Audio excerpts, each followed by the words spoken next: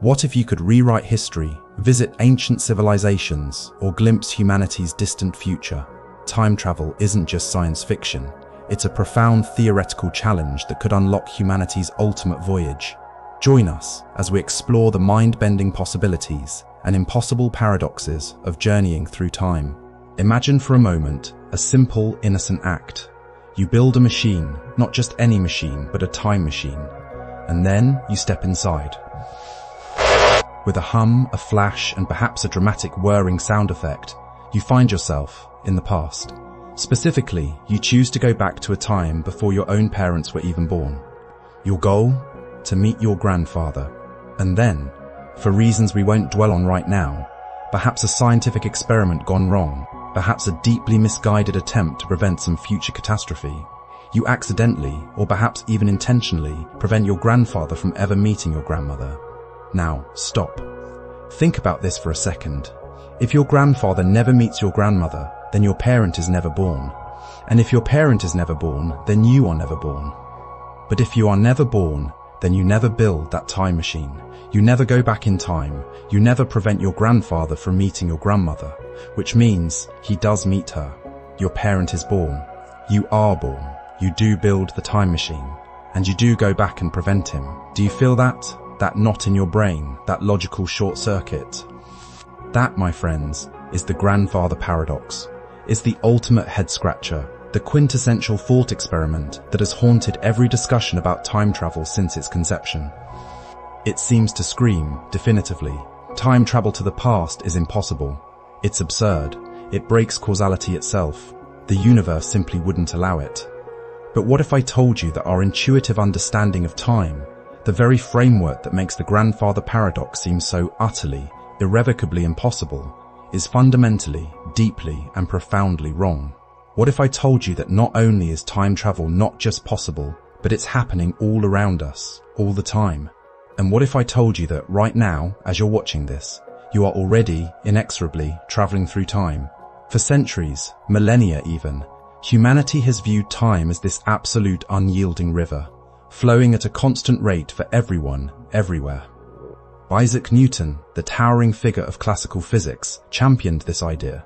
According to his view, time was like a universal clock, ticking away independently of anything else.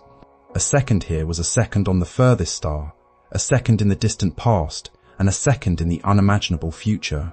Space was a static, unchanging arena where events played out, and time was merely the consistent, unalterable rhythm of those events. It's a comforting, understandable picture, isn't it? It's how we experience the world. It's how our brains are wired. We wake up, we eat, we work, we sleep. The clock on the wall marches forward, relentlessly. We age. Days turn into weeks, weeks into months, months into years. The past is fixed, the future is unwritten, and the present is this razor-thin, ephemeral slice of existence that slides from past to future, moment by agonizing moment. It seems so obvious, so undeniable. But then, a little over 100 years ago, a relatively unknown patent clerk named Albert Einstein stepped onto the stage and utterly shattered this elegant, intuitive clockwork universe. He didn't just tweak Newton's ideas, he completely overhauled them.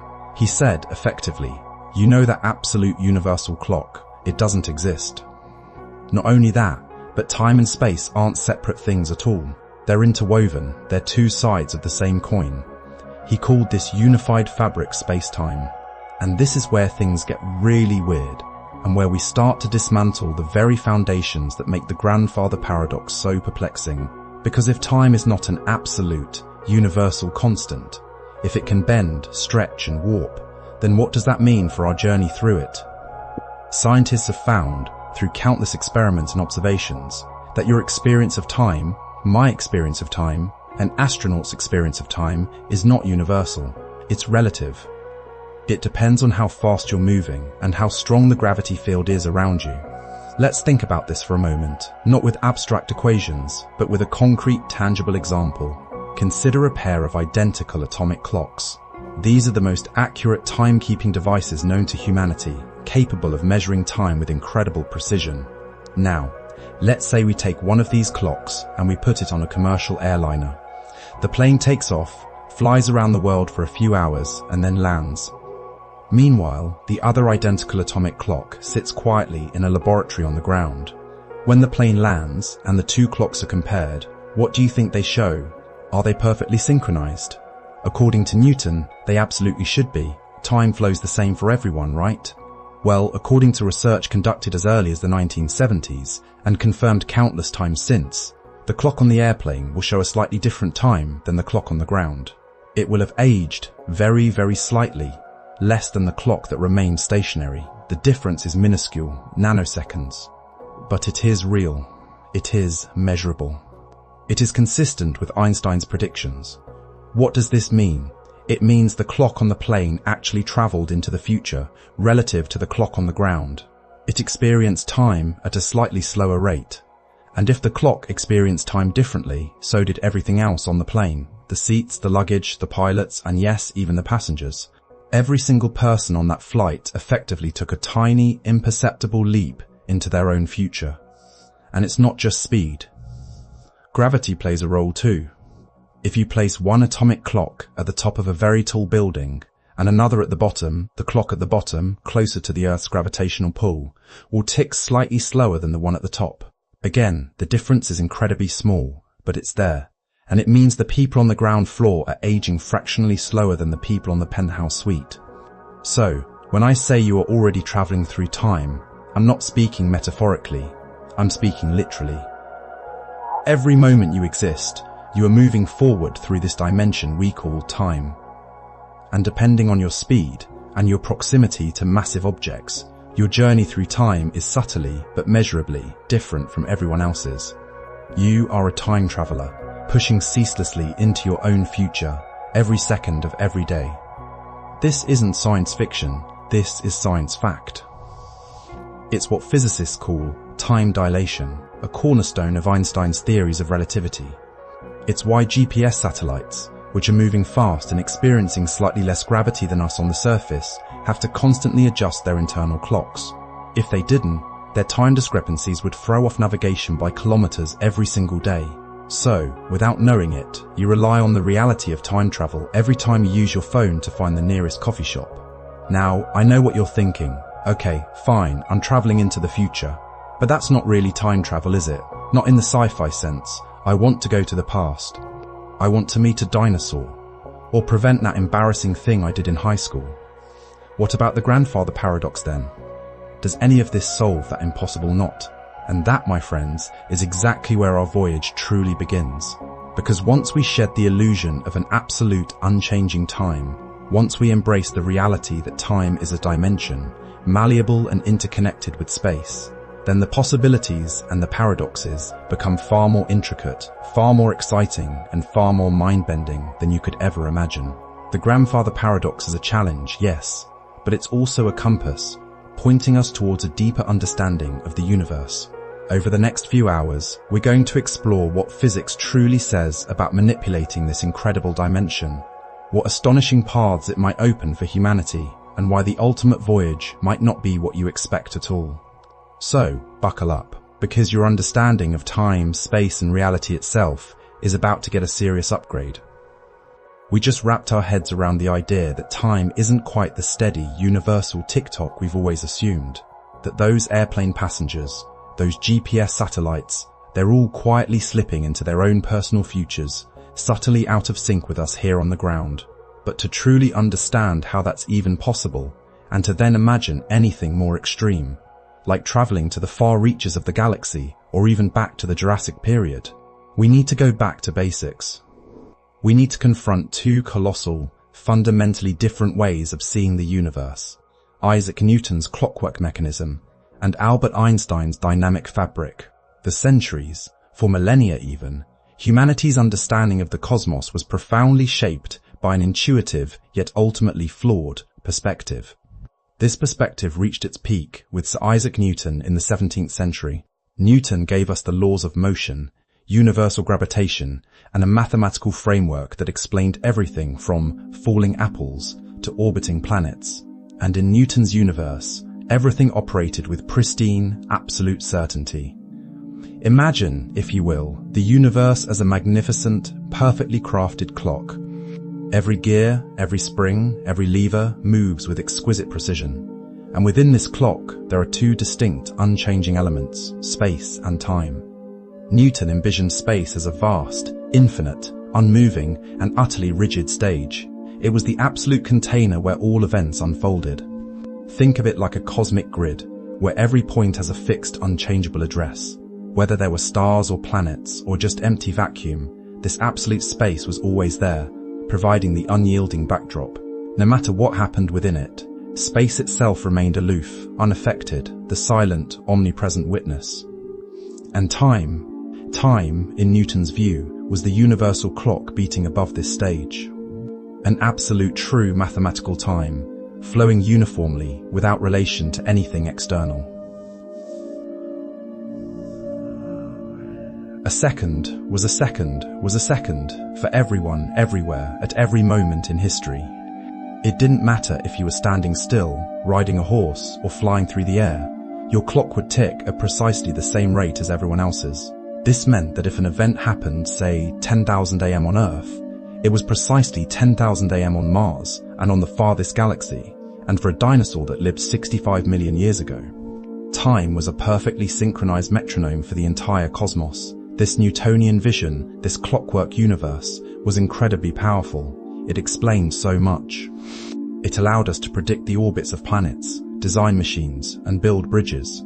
It made perfect intuitive sense to us because it mirrored our everyday experience. We don't feel time stretching or contracting. We don't perceive space warping around us. The world seems to function on a consistent, unchanging beat.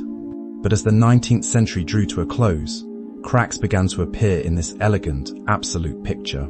Scientists like James Clerk Maxwell unified electricity and magnetism, describing light itself as an electromagnetic wave. Maxwell's equations predicted that light always travels at a constant speed in a vacuum, a truly astonishing and puzzling idea for the time. If you run towards a light source, shouldn't the light appear to hit you faster? If you run away, shouldn't it appear slower? That's what we expect for sound waves, for example. But according to Maxwell's math, no. The speed of light seemed to be a cosmic constant, defying our expectations based on everyday experience. And then came the famous Michelson-Morley experiment in 1887. Scientists were trying to detect the ether, a hypothetical medium that Newton's theories implied light must travel through. If the Earth was moving through this ether, like a boat through water, there should be a measurable ether wind that would affect the speed of light depending on the direction it traveled. But, to their immense surprise, they found absolutely no ether wind. The speed of light was measured to be the same, regardless of Earth's motion. This was a profound crisis in physics. The Newtonian framework, with its absolute space and time, simply couldn't accommodate this stubborn, unchanging speed of light. It was like trying to fit a square peg into a round hole, only the peg was the most fundamental constant in the universe. And then, in 1905, Albert Einstein published his theory of special relativity. This wasn't a tweak, it was a revolution. Einstein looked at the problem and said, what if we assume the speed of light is constant for all observers, no matter how fast they're moving? If we accept that, then what must be true about space and time? And his answer shattered Newton's clockwork universe. To make the speed of light constant for everyone, Einstein deduced that space and time themselves must be relative. They're not absolute, unchanging backdrops. Instead, they are fluid, dynamic, and interconnected. He unified them into a single entity he called spacetime. Think of it like this. In Newton's view, space and time were like two separate, independent rails on a train track. But Einstein said, no, they're braided together, forming a single rope. You cannot pull on one without affecting the other. So, when something moves incredibly fast, according to Einstein, two things happen. Time dilation. Its clock actually runs slower relative to a stationary observer. This is what we saw with the airplanes and GPS satellites. Time literally stretches. Length contraction. Objects moving at high speeds appear shorter in the direction of motion, as observed by someone not moving with them. Space literally compresses. These are real, physical changes in the way time passes and space appears because of relative motion. The faster you move through space, the slower you move through time, and the more compressed space becomes for you. Why? because the speed of light must remain constant for everyone. To maintain that cosmic speed limit, time and space have to do the bending and stretching. But Einstein wasn't done. In 1915, he published his general theory of relativity, which took this concept of spacetime to an even more profound level. Special relativity dealt with motion in straight lines at constant speeds. General relativity brought in the big player, gravity. In Newton's universe, gravity was a mysterious, invisible force that somehow reached across vast distances, pulling objects together. The Earth pulled the Moon, the Sun pulled the Earth. But how did it know to pull them? How did that force transmit across empty space? Einstein's answer was elegant and breathtakingly simple. Gravity isn't a force at all. Instead, it's a manifestation of the curvature of space-time. Imagine a tightly stretched rubber sheet, perfectly flat. This is flat space-time. Now, place a heavy bowling ball in the center. What happens? The rubber sheet sags, it curves. Now, roll a marble across the sheet. When it gets close to the bowling ball, it doesn't move in a straight line anymore. It curves inwards, rolling towards the bowling ball. That, according to Einstein, is gravity. The bowling ball is a massive object, like a star or a planet. Its mass distorts the fabric of space-time around it. And smaller objects, like planets or light, aren't being pulled by a mysterious force. They're simply following the curves and valleys in space-time created by larger masses. They're taking the path of least resistance on a warped surface. Scientists have found overwhelming evidence for this incredible idea. Gravitational lensing, for example, where the light from distant galaxies is bent and magnified by the space-time curvature around massive galaxy clusters, creating bizarre arcs and multiple images in our telescopes. It's exactly as Einstein predicted. Even the subtle wobble in Mercury's orbit, which Newton's laws couldn't quite explain, was perfectly accounted for by Einstein's curved space-time. And critically for our discussion of time travel, this warping of space-time by mass also affects time. Just as we discussed in the last segment, strong gravitational fields slow down time. Clocks tick slower near massive objects. So, time isn't just relative to your speed, it's also relative to how much space-time curvature you're experiencing. So, we've moved from Newton's absolute rigid stage and universal clock to Einstein's dynamic, flexible, interwoven fabric. Space-time isn't just a passive backdrop, it's an active participant, capable of stretching, bending, and warping. It's a living canvas upon which the cosmic drama unfolds. Why does this matter so much for our ultimate voyage? Because if space and time are not fixed, if they are not absolute, if they can be manipulated, distorted, and bent, then the seemingly impossible barriers to interstellar and even temporal travel suddenly begin to look less impossible. The rules of the game are no longer static. The canvas itself can be reshaped. The grandfather paradox, which seemed to slam the door shut on time travel, might only be impossible in a Newtonian universe. In an Einsteinian universe, where time and space are relative and dynamic, the very nature of causality, of past, present, and future, takes on a far more complex, far more fascinating character. And it's this astonishing reality of space-time that opens up the most mind-bending possibilities for how humanity might truly travel through time and space.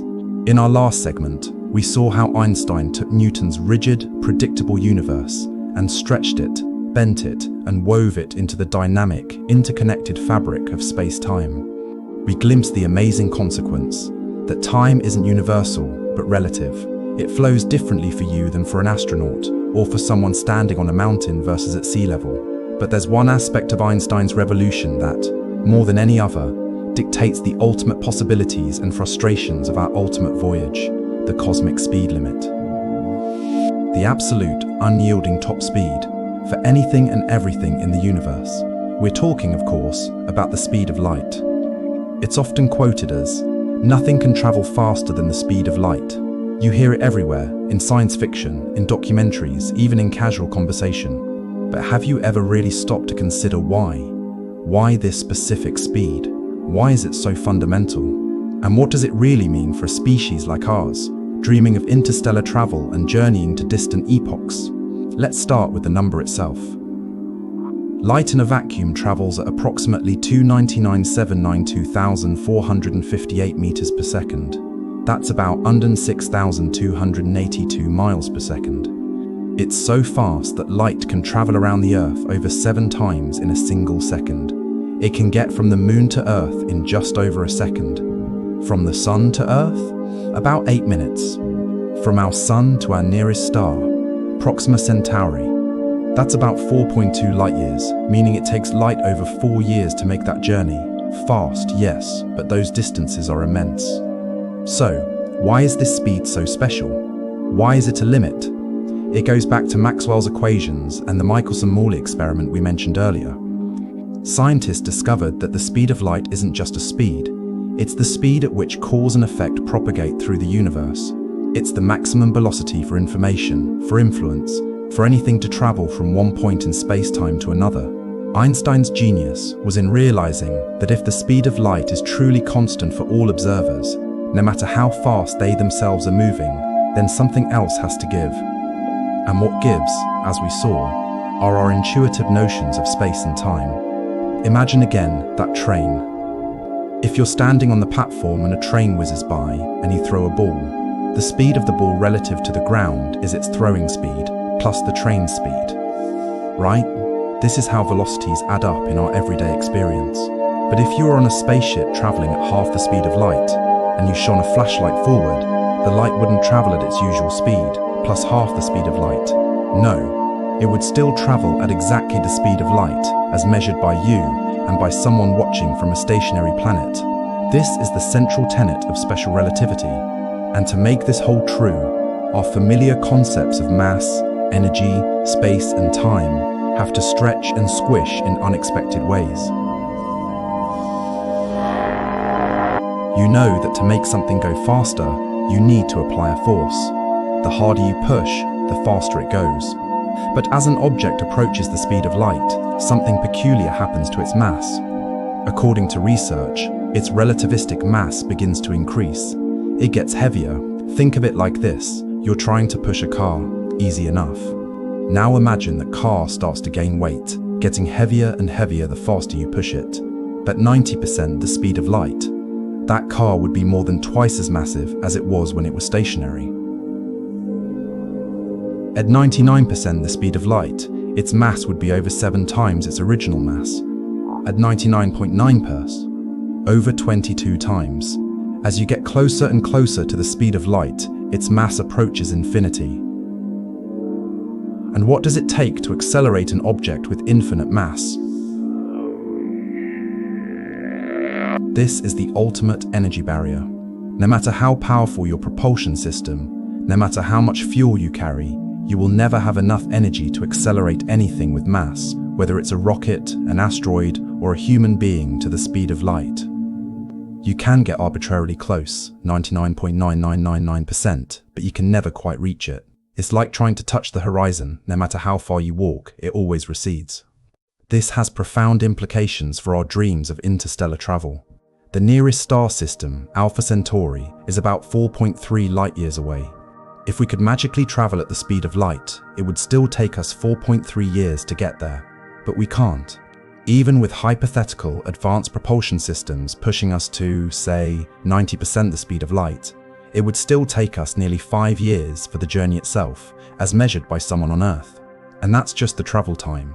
Add acceleration, deceleration, and the immense engineering challenges, and you're looking at voyages that span decades or even centuries, as measured by Earth clocks. Now, for the intrepid traveler on board that super-fast ship, time would be dilated. If they were going at 90% the speed of light to Alpha Centauri, their personal journey would feel like perhaps 2 years. So, they could reach Alpha Centauri feeling only 2 years older, while everyone on Earth would have aged 5 years. This is the time travel into the future we talked about.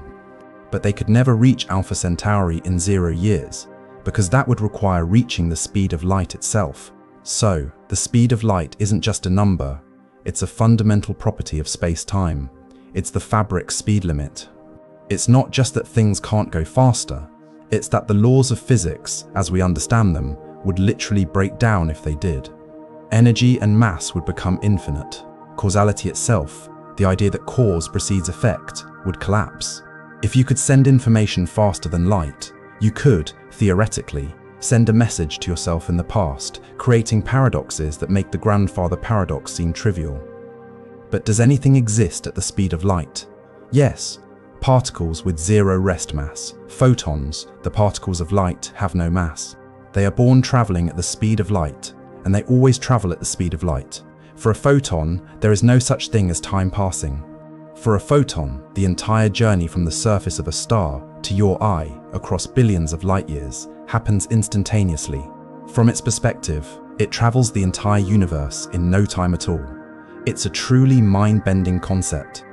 This cosmic speed limit, then, defines the boundaries of what is possible within our known universe.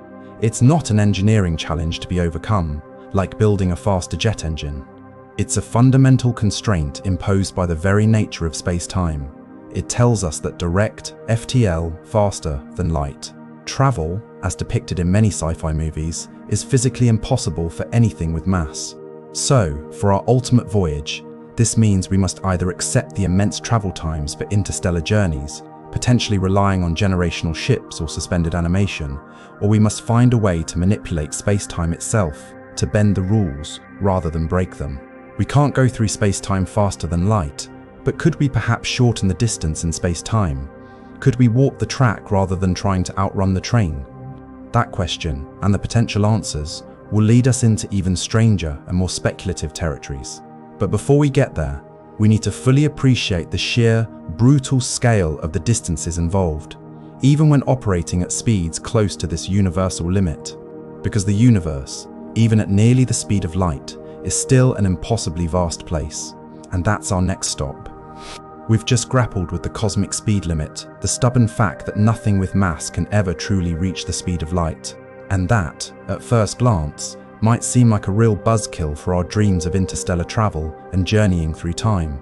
But ironically, that very speed limit and the revolutionary physics it stems from also grants us a limited, but very real, form of time travel. It allows us to travel into the future. This isn't theoretical speculation. This isn't a maybe someday scenario. This is a scientific fact, confirmed countless times, and everyday reality for those who work with precise timekeeping. We're talking about time dilation. Remember the airplane experiment from our first segment? We said that the atomic clock on the plane, moving at hundreds of miles per hour, ticks slightly slower than an identical clock on the ground. That tiny, minuscule difference in elapsed time. That is time dilation at work.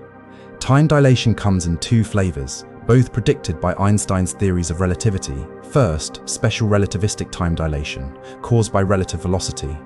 The faster you move relative to an observer, the slower your time appears to tick to that observer. Second, general relativistic time dilation, caused by gravity. The stronger the gravitational field you're in, the slower your time appears to tick to an observer in a weaker gravitational field. Let's dive deeper into the velocity-induced time dilation first, because it's often the easier one to grasp. Imagine you're standing still, and your friend zooms past you in a super-fast spaceship, traveling at, say, 80% the speed of light. From your perspective, watching your friend whiz by, your friend's clock, their heart rate, their aging process, everything about them would appear to slow down. If they flashed a light every second according to their clock, you would see those flashes coming more than 1.6 seconds apart. Their time would literally be ticking slower than yours. Now, here's the kicker, the truly mind-bending part. From your friend's perspective, you are the one moving away at 80% the speed of light. So, from their viewpoint, your clock, your heart rate, your aging process would appear to slow down.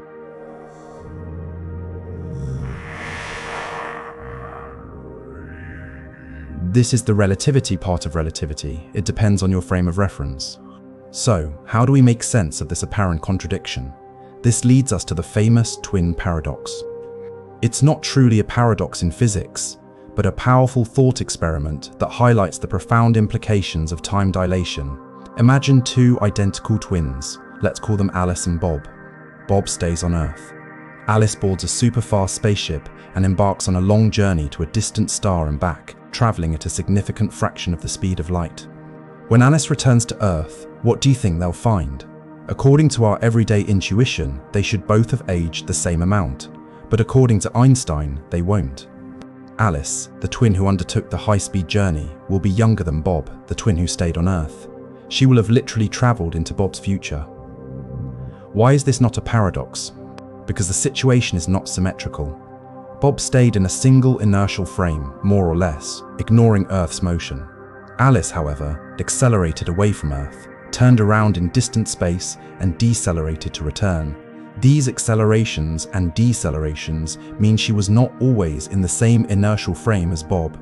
She experienced forces that Bob did not. Her path through space-time was fundamentally different. According to research and calculations based on special relativity, if Alice traveled to a star 10 light-years away at 99.5% the speed of light, and then immediately turned around and came back, for Bob on Earth, the entire round trip would take approximately 20 years, 10 years out, 10 years back, slightly more due to acceleration-deceleration. But for Alice on the ship, due to time dilation, her journey would only feel like about 2 years. When Alice steps off her ship, Bob would be 20 years older, while she would only be 2 years older. Bob might be greeting his much younger-looking twin sister, or perhaps even his much older great-granddaughter if the journey was long enough. This isn't science fiction. It's a direct consequence of the laws of physics. It's real future travel, and we don't need to send twins on interstellar voyages to see this in action. We see it with everyday technologies. The most prominent example is the Global Positioning System, or GPS.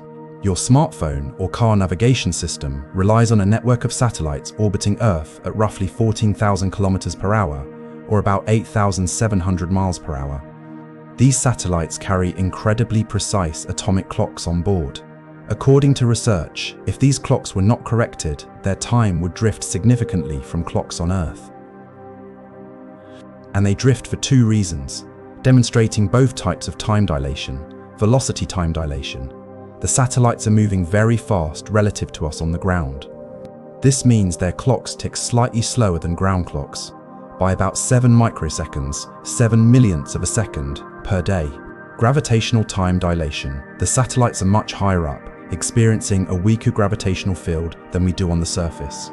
This means their clocks tick slightly faster than ground clocks, by about 45 microseconds per day. Notice the opposing effects. The gravitational effect is stronger.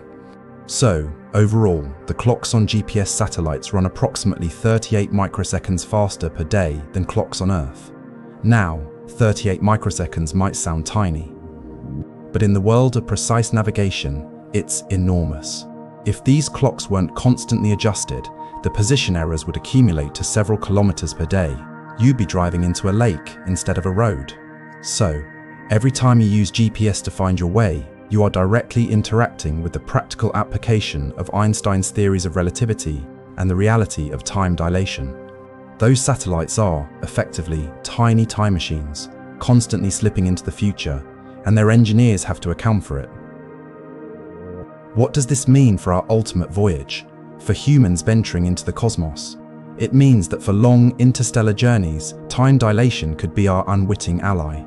If we could build a starship capable of approaching a significant fraction of the speed of light, the crew on board would experience much less time passing than the people they left behind on Earth. A journey that might take centuries for Earthbound observers could feel like mere decades for the travelers. They would arrive at their destination having aged only a fraction of their journey's objective duration, stepping into a far distant future of the galaxy they left behind. But here's the crucial caveat. While it allows you to jump into the future, it offers no mechanism to return to your original present, let alone the past. Once you've experienced less time, that time is gone. You can't unexperience it. You can't go back and sync up with your past self. So, time dilation is your personal, one-way ticket to the future. It's not the flashing, whirring machine of sci-fi, but a subtle, constant, and unavoidable aspect of reality. It's a testament to the incredible flexibility of space-time, and a profound reminder that our intuitive grasp of time is merely a localized approximation of a much grander, stranger truth. It's the first real taste of time travel, built directly into the fabric of the universe itself. And it sets the stage for even more ambitious, and perhaps even more paradoxical, forms of temporal manipulation we'll explore later in our voyage. We've established that time isn't a fixed, universal constant. We've seen how even a short plane ride can send you infinitesimally into the future. And we've wrestled with the cosmic speed limit, the absolute barrier that says nothing with mass can reach the speed of light. So, we know that if we want to voyage to the stars, we're not just dealing with fast engines, but with a reality where time itself becomes flexible. But now, let's step away from the abstract elegance of relativity for a moment. Let's confront the brutal, mind-numbing reality of the distances involved. Because even with our newfound understanding of space-time, even with the possibility of time dilation as our ally, the sheer crushing scale of the universe presents a challenge that almost defies comprehension. This is the tyranny of distance. Imagine, for a second, a road trip, a long one, from one side of your country to the other. Maybe 3,000 miles. You'd pack snacks, make playlists, plan overnight stops. It might take you a week. Annoying but doable. Now, let's try a different road trip. To the moon. That's about 240,000 miles away. If you could drive at highway speeds, it would take you about 160 days of non-stop driving. NASA's Apollo missions, using powerful rockets, took about 3 days. Manageable for a human crew, but a significant undertaking. Now, let's go to Mars. Even at its closest approach, Mars is roughly 34 million miles away. With our current rocket technology, a one-way trip takes about 7 to 9 months. Again, doable, but it requires significant life support, radiation shielding, and mental resilience from the crew. It's an enormous logistical challenge for just a handful of people. But what about beyond our solar system? What about the stars? This is where the numbers cease to be intuitive and start to become truly humbling. Our nearest stellar neighbor, Proxima Centauri, is part of the Alpha Centauri system. It's the closest star to our Sun, not counting the Sun itself, of course. How far away is it? It's about 4.2 light-years away. What does 4.2 light-years really mean? It means that if you were traveling at the speed of light, the absolute fastest anything can go, it would still take you 4.2 years to reach Proxima Centauri. Remember, nothing with mass can actually reach the speed of light, so any actual ship carrying humans would take significantly longer. Let's put this in perspective with our fastest ever spacecraft. The Voyager 1 probe, launched in 1977, is currently the most distant human-made object from Earth. It's traveling at about 38,000 miles per hour. That's incredibly fast, far faster than any commercial jet. But at that speed, how long would it take Voyager 1 to reach Proxima Centauri? According to research, if Voyager 1 were aimed directly at Proxima Centauri, it would take approximately 75,000 years to get there. 75,000 years. When Voyager 1 was launched, humanity had just barely landed on the moon. 75,000 years ago, humans were painting caves in Europe, just starting to spread across the globe. Our species was still struggling for survival against megafauna in the Stone Age. Civilization, as we know it, didn't exist. The very concept of a rocket or star would have been utterly alien. Now, imagine building a ship that could sustain human life for 75,000 years. That's not a ship. That's a self-contained, self-sustaining world. A generational arc that would need to house thousands of people, reproduce, educate, maintain technology, and cope with the immense psychological and sociological challenges of a journey that would span hundreds of human lifetimes. The original crew members wouldn't just be dead. Their descendants, and their descendants' descendants, and their descendants would all be long gone. It would be a culture entirely born and living in transit, for generations upon generations, with no memory of Earth except through stories and data. And Proxima Centauri is the closest star. What about the millions of other stars in our galaxy, or the billions of other galaxies beyond? The Andromeda Galaxy, our closest large galactic neighbor, is about 2.5 million light-years away. The journey at light speed would take 2.5 million years. With our fastest probes, it would take literal billions of years. The universe is unbelievably, incomprehensibly vast. This is the tyranny of distance. It's not just a matter of making rockets go a little faster. It's a fundamental challenge that current technology, and even much of our near-future theoretical technology, simply cannot overcome without radically rethinking our approach. conventional propulsion, even advanced chemical rockets or nuclear thermal rockets, provides minuscule velocity compared to the distances involved. Even if we could build rockets that could constantly accelerate, pushing us close to the speed of light, the energy requirements are staggering. Remember how mass increases as you approach light speed. To accelerate even a small starship with humans to, say, 99% the speed of light, would require energy equivalent to the total energy output of the sun for hundreds, if not thousands of years. That's not just a technological hurdle, it's an almost insurmountable physical barrier to gathering and containing that much energy. So, for now, interstellar travel, using anything resembling traditional methods, remains firmly in the realm of long-term science fiction, perhaps stretching beyond what we can even foresee. We're left with two stark choices: embrace the timescales, accept that voyages will take millennia, requiring generational ships or suspended animation technologies that allow travelers to sleep through the vast expanses of time. These are immense challenges for engineering, biology, and sociology. Rethink the journey itself. Instead of pushing a ship faster through space, we need to consider if there are ways to manipulate space and time themselves to shorten the effective distance, or perhaps circumvent it altogether. This tyranny of distance is why the possibility of time dilation, which lets us experience less time during the journey, becomes so critical. It might not get us there faster from an Earth observer's perspective, but it makes the journey personally more palatable, perhaps even feasible, for the crew. They wouldn't age away on the journey. But even with time dilation, we still need a way to reach those relativistic speeds in the first place, and that's a monumental task. So, while the grandfather paradox challenged our understanding of time and Einstein's relativity broadened it, the cold, hard numbers of astronomical distance bring us crashing back to Earth. Before we can even dream of wormholes or warp drives, we must confront the sheer scale of the cosmos. And it's this humbling reality that forces us to look beyond conventional rockets and explore truly revolutionary and often speculative propulsion concepts. Because if humanity is ever to embark on the ultimate voyage, we're going to need a lot more than just a really fast engine. We're going to need to rewrite the travel brochure for the universe.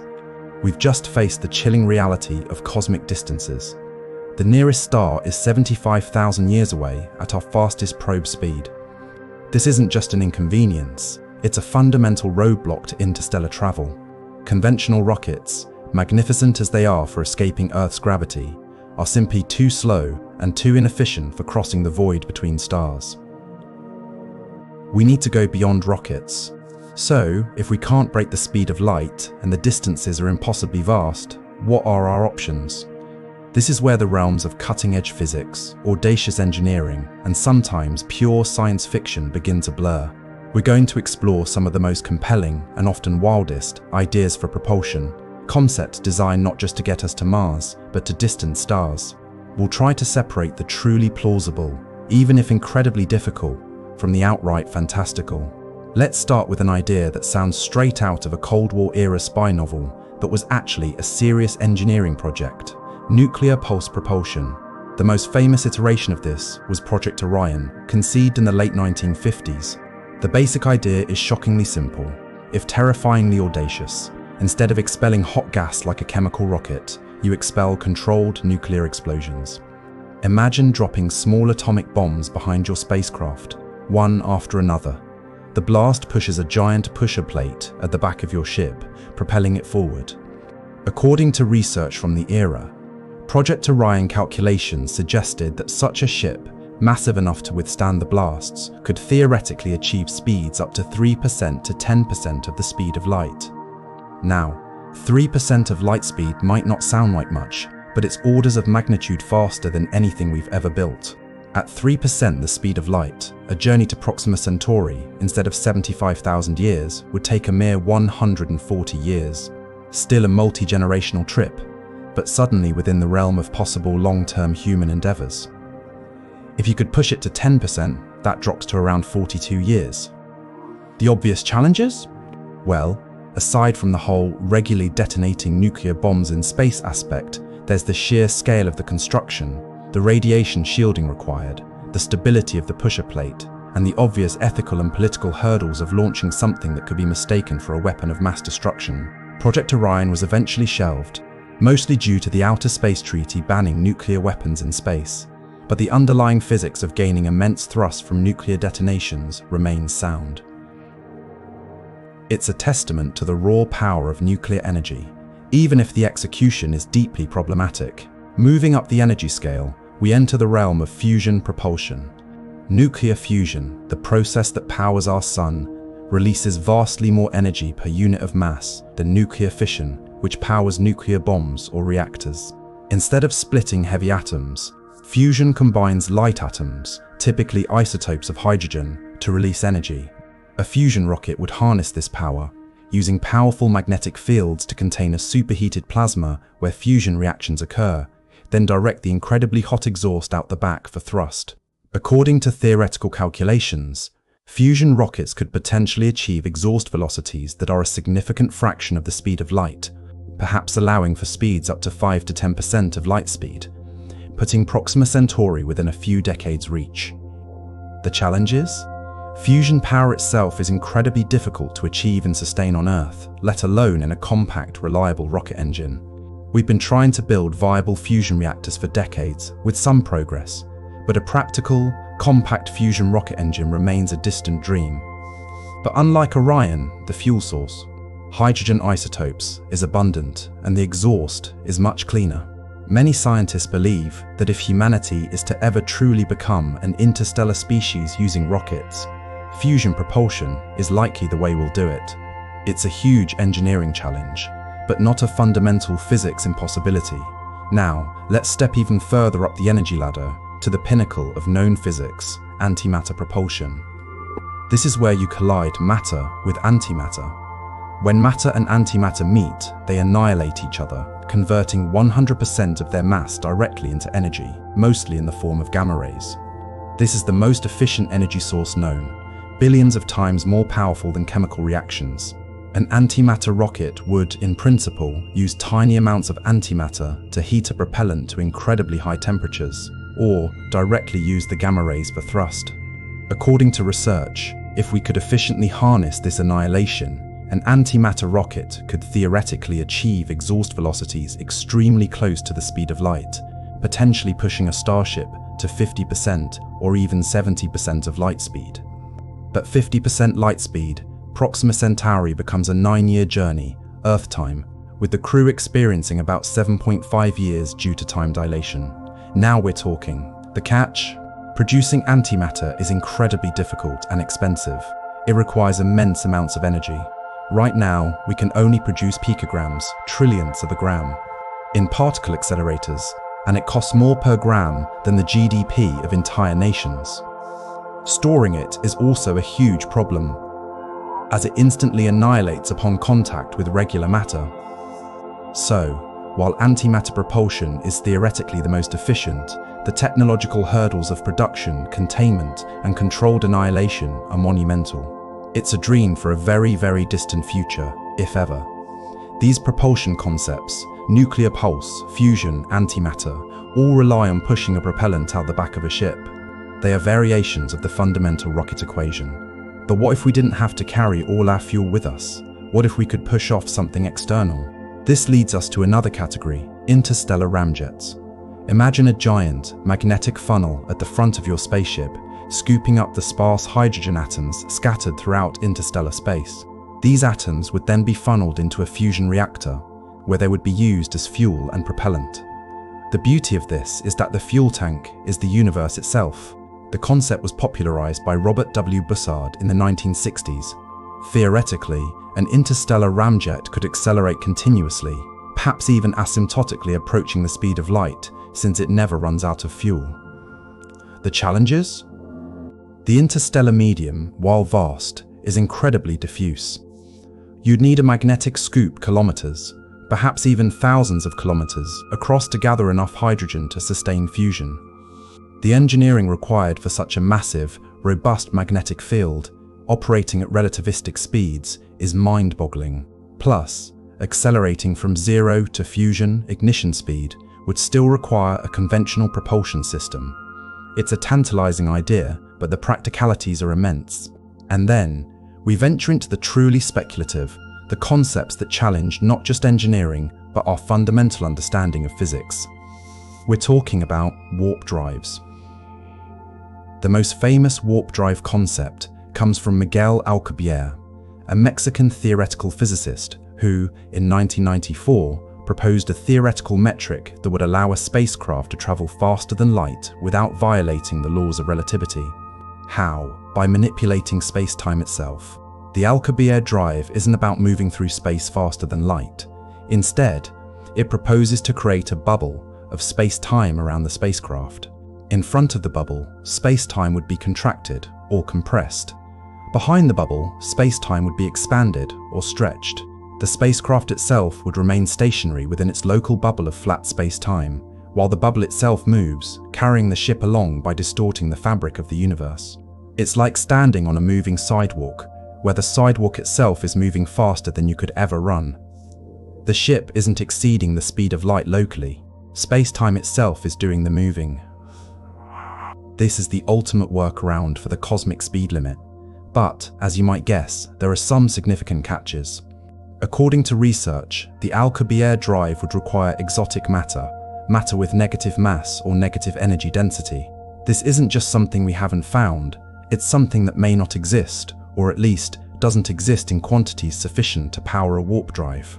Even if it did, the amount required could be astronomical, perhaps more than the mass of Jupiter. There are also theoretical issues with causality violation, immense tidal forces within the bubble, and energy requirements that dwarf anything we've discussed. So, while the math for a warp drive exists within the framework of general relativity, the physical requirements for building one are currently beyond impossible. It's a glorious mathematical fantasy for now. What do all these dreams and theoretical possibilities tell us? They tell us that humanity's ambition is boundless. They show us that our current understanding of physics, particularly Einstein's relativity, offers a few tantalizing glimpses of how we might overcome the tyranny of distance. Fusion and antimatter propulsion, while incredibly challenging, are based on known physics and might one day be achievable. Concepts like the Alcubierre warp drive push the very boundaries of physics, requiring exotic matter and energy scales that make them Fermi sci-fi, but they also highlight the potential for entirely new ways of thinking about space travel. The ultimate voyage to the stars and through time will not be achieved by simply building bigger, faster rockets. It will require a profound leap in our understanding and manipulation of the very fabric of reality. It's not just about pushing a ship, it's about reshaping the cosmos around it. And it's this astonishing potential of space-time manipulation that truly leads us down the rabbit hole of time travel, which we will explore further, starting with the very extreme limits of gravity itself. In our last segment, we peered into some of the most powerful, yet often problematic, propulsion concepts for interstellar travel, from nuclear bombs to antimatter annihilation, and even the fantastical warp drive. These ideas rely on carrying vast amounts of energy, or manipulating space-time in ways we don't yet understand. But what if we could get around the problem of carrying fuel altogether? What if, instead of pushing a heavy exhaust, we could sail through space, propelled by something as ubiquitous as light itself? This brings us to a class of propulsion systems that, while still incredibly ambitious, are built on more immediate physics and engineering principles. Light sails and directed energy propulsion. The concept of a light sail is elegantly simple, yet profoundly powerful. Imagine a boat with a sail, catching the wind. Now, replace the wind with photons, particles of light, and replace the boat with a spacecraft. Light, despite being massless, carries momentum. When photons strike a reflective surface, they impart a tiny push. It's incredibly subtle, barely noticeable in our everyday lives, but in the frictionless vacuum of space, over vast distances and long periods, that tiny, constant push can add up to enormous speeds. This phenomenon is called radiation pressure. According to research, every time sunlight hits your face, it's exerting a tiny, tiny amount of pressure. Not enough to feel, of course. But if you have an incredibly large, incredibly thin, and incredibly reflective sail in space, that solar radiation pressure can slowly but surely accelerate a spacecraft. Think of it like blowing a giant bubble. A solar sail would unfurl a vast sheet of ultra-thin, highly reflected material, perhaps thinner than a human hair, and possibly kilometers across. The photons from the sun would continuously bounce off this mirror-like surface, giving it a gentle, persistent push. The key advantage here? No propellant needed, no heavy fuel tanks. The fuel is the sunlight itself. This means the spacecraft can accelerate constantly without running out of propellant as long as it's within the sun's influence. Over months and years, even that tiny acceleration can add up to very respectable velocities, far exceeding what conventional chemical rockets can achieve. Solar sails are not just theoretical, they are a proven technology. In 2010, Japan's space agency, JAXA, successfully launched the Ikaris spacecraft, which deployed a square solar sail 14 meters, 46 feet across, and used solar radiation pressure for propulsion. More recently, in 2019, the Planetary Society launched LightSail 2, which also successfully demonstrated controlled flight using a solar sail, proving the concept works. These missions were relatively small scale, but they validate the fundamental physics. However, solar sails powered only by the sun have a limitation. As you move further from the sun, its light dims and the radiation pressure rapidly decreases. This makes them great for zipping around within our solar system, but less effective for quickly reaching interstellar speeds. To overcome the tyranny of distance, we need a more powerful, more concentrated source of light.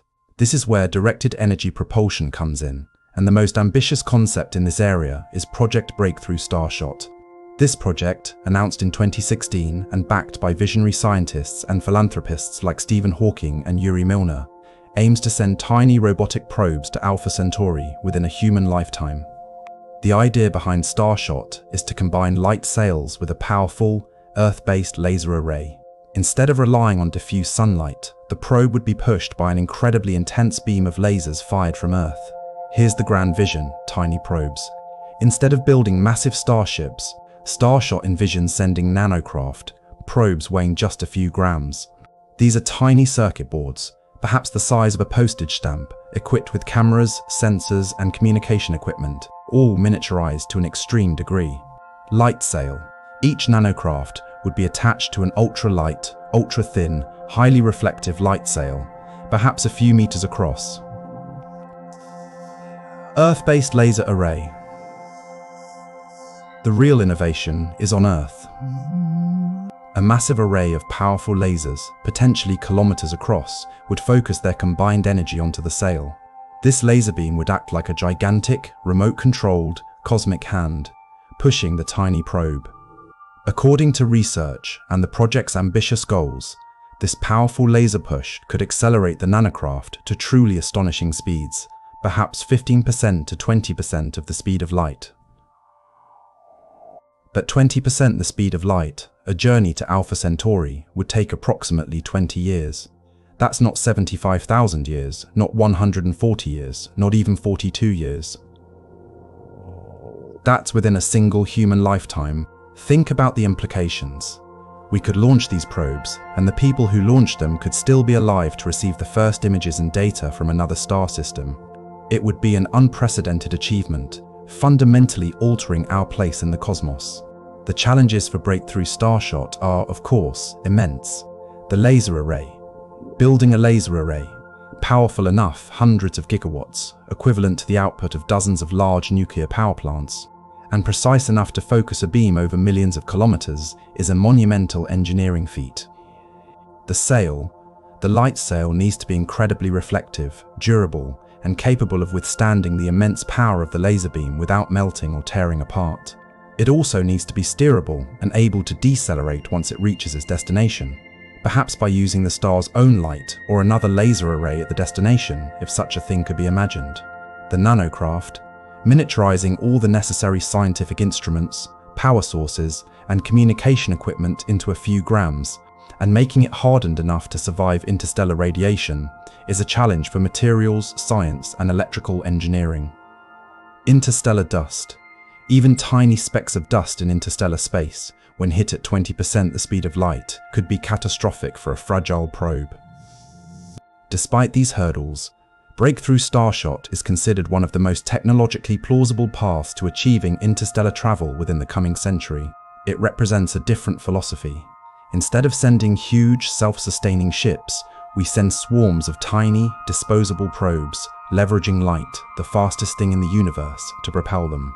This sailing on starlight approach, whether with solar sails or directed energy, represents a shift from brute force propulsion to leveraging the fundamental properties of light and momentum.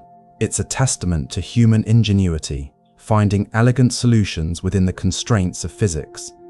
It might not be the romantic vision of a crude starship traveling at warp speed, but it could be the first concrete step for humanity to extend its reach to another star system, to touch another sun.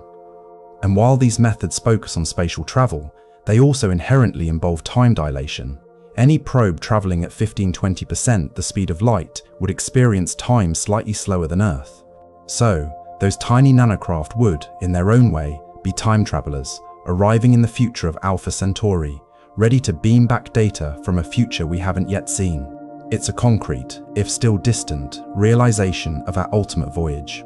So far, we've explored humanity's practical and theoretical approaches to traversing vast distances in space, and how even modest speeds can subtly shift our journey through time. We've seen how time dilation allows us to travel into the future, a verifiable consequence of Einstein's special relativity. But to truly unlock the deepest secrets of time and space, to even dream of bending or breaking the limits of our journey, we need to confront the most extreme manifestations of gravity in the universe. We need to talk about black holes, because they are not just cosmic monsters, they're the ultimate space-time laboratories where gravity doesn't just pull, it warps the very fabric of reality. Remember our earlier analogy of space-time as a rubber sheet? In Einstein's general relativity, mass and energy cause this sheet to curve. Planets orbit the sun not because of some mysterious force, but because they're following the curves in space-time created by the sun's enormous mass. Light, too, follows these curves, bending around massive objects. This isn't just theory, we've seen countless examples, from gravitational lensing to the precise orbital wobbles of planets. But what happens when you have an extreme concentration of mass? So much mass crammed into such a tiny space that its gravitational pull becomes almost infinitely strong. That's when you get a black hole. A black hole is not an empty void. It's a region of space-time where gravity is so intense that nothing, not even light, can escape its grasp. It forms when a very massive star collapses under its own gravity at the end of its life, compressing its core down to an unimaginably dense point called a singularity. The defining feature of a black hole is its event horizon. This is not a physical surface, but a boundary in space-time. Once you cross the event horizon, there's no turning back. All paths, no matter how fast you travel, lead inwards, towards the singularity. It's like being in a river whose current gets stronger and stronger until it flows faster than you can swim upstream. Once you cross the point where the current is faster than your top speed, you're inevitably carried downstream. For a black hole, that speed is the speed of light. But here's where black holes become truly fascinating for our discussion on time travel. Their immense gravity doesn't just warp space, it profoundly warps time. This is gravitational time dilation on steroids. Imagine you have a powerful telescope and you're watching a brave or foolhardy astronaut, let's call her Captain Eva, approach a black hole. As Captain Eva gets closer and closer to the event horizon, you, the distant observer, would see her clock start to tick slower and slower. Her movements would appear to slow down. Her voice, if she could transmit, would deepen and stretch out as the light waves were redshifted. As she approaches the event horizon itself, from your perspective, she would appear to slow down almost infinitely, becoming frozen in time, never quite reaching the event horizon. The light she emits would become progressively redder and fainter, until it just fades out. You would never actually see her cross the event horizon. From your vantage point, she effectively travels infinitely far into your future, simply by getting close to the black hole. But what about Captain Eva's perspective? For her, time continues to flow normally. She experiences no slowing down. Her clock ticks at its usual rate, her heart beats, she thinks her thoughts. She crosses the event horizon without even noticing it, because it's not a physical barrier, but a point of no return in space-time. Once inside, however, things get truly bizarre. The gravitational pull is so strong that space-time itself is so warped that the future lies towards the singularity, not ahead in time. All paths lead to that central point.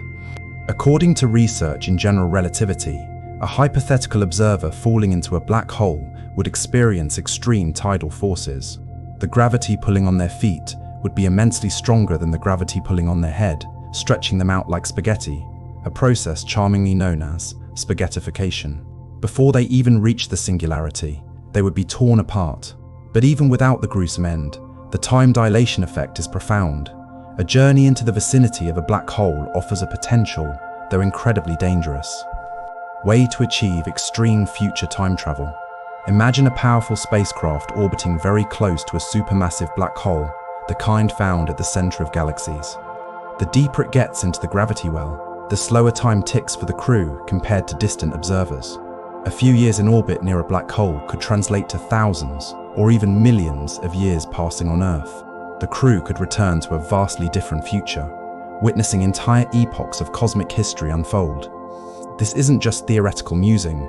Scientists have found direct evidence of time dilation around massive objects. For example, observations of rapidly spinning neutron stars, pulsars, in binary systems show gravitational time dilation effects consistent with Einstein's predictions. And of course, as we discussed, GPS satellites already account for gravitational time dilation every day. So, black holes are not just destructive cosmic vacuum cleaners. They are cosmic time warps.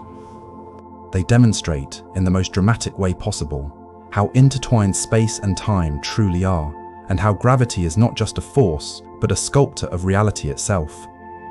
By bending space into an inescapable trap, they also bend time, slowing its flow, creating a one-way ticket to a far-flung future. But what if we could harness this warping of space-time, not just to travel into the future, but to create shortcuts through space, or even to manipulate time in ways that challenge the grandfather paradox? What if the extreme conditions around black holes aren't just a destination, but a doorway? This profound bending of space-time, particularly in the extreme gravitational fields of black holes, gives us our first real conceptual handle on manipulating the very fabric of the universe. It's what opens the door to ideas like wormholes, theoretical cosmic shortcuts, which might allow us to bypass the tyranny of distance and even offer a speculative path to the past. Because if gravity can bend space and time this much, then perhaps, just perhaps, it can bend them enough to connect distant points or even different moments. And that's our next mind-bending destination. In our last segment, we peered into the abyss of black holes, those cosmic monsters where gravity warps space-time so severely that not even light can escape, and time itself slows to a crawl for an outside observer. We saw how these extreme manifestations of gravity are natural time machines, offering a one-way trip to the future. But what if we could take that warping of space-time and manipulate it, not just to trap light and slow time, but to create entirely new pathways, shortcuts through the universe? This is where the concept of wormholes enters our discussion, a staple of science fiction, but surprisingly, also a theoretical possibility within the rigorous framework of Einstein's general relativity. The idea of a wormhole often conjures images of a swirling vortex, a shimmering portal leading to another galaxy or even another time. But what exactly is a wormhole in scientific terms? At its core, a wormhole, also known as an Einstein-Rosen bridge, is a theoretical tunnel through space-time that connects two distinct points in space, or even two distinct points in time, or even two different universes. Imagine our earlier rubber sheet analogy for space-time. Normally, to get from point A to point B, you have to travel across the surface of the sheet. But what if you could fold the sheet, bring point A and point B together, and then somehow punch a hole through the intervening space, creating a direct bridge?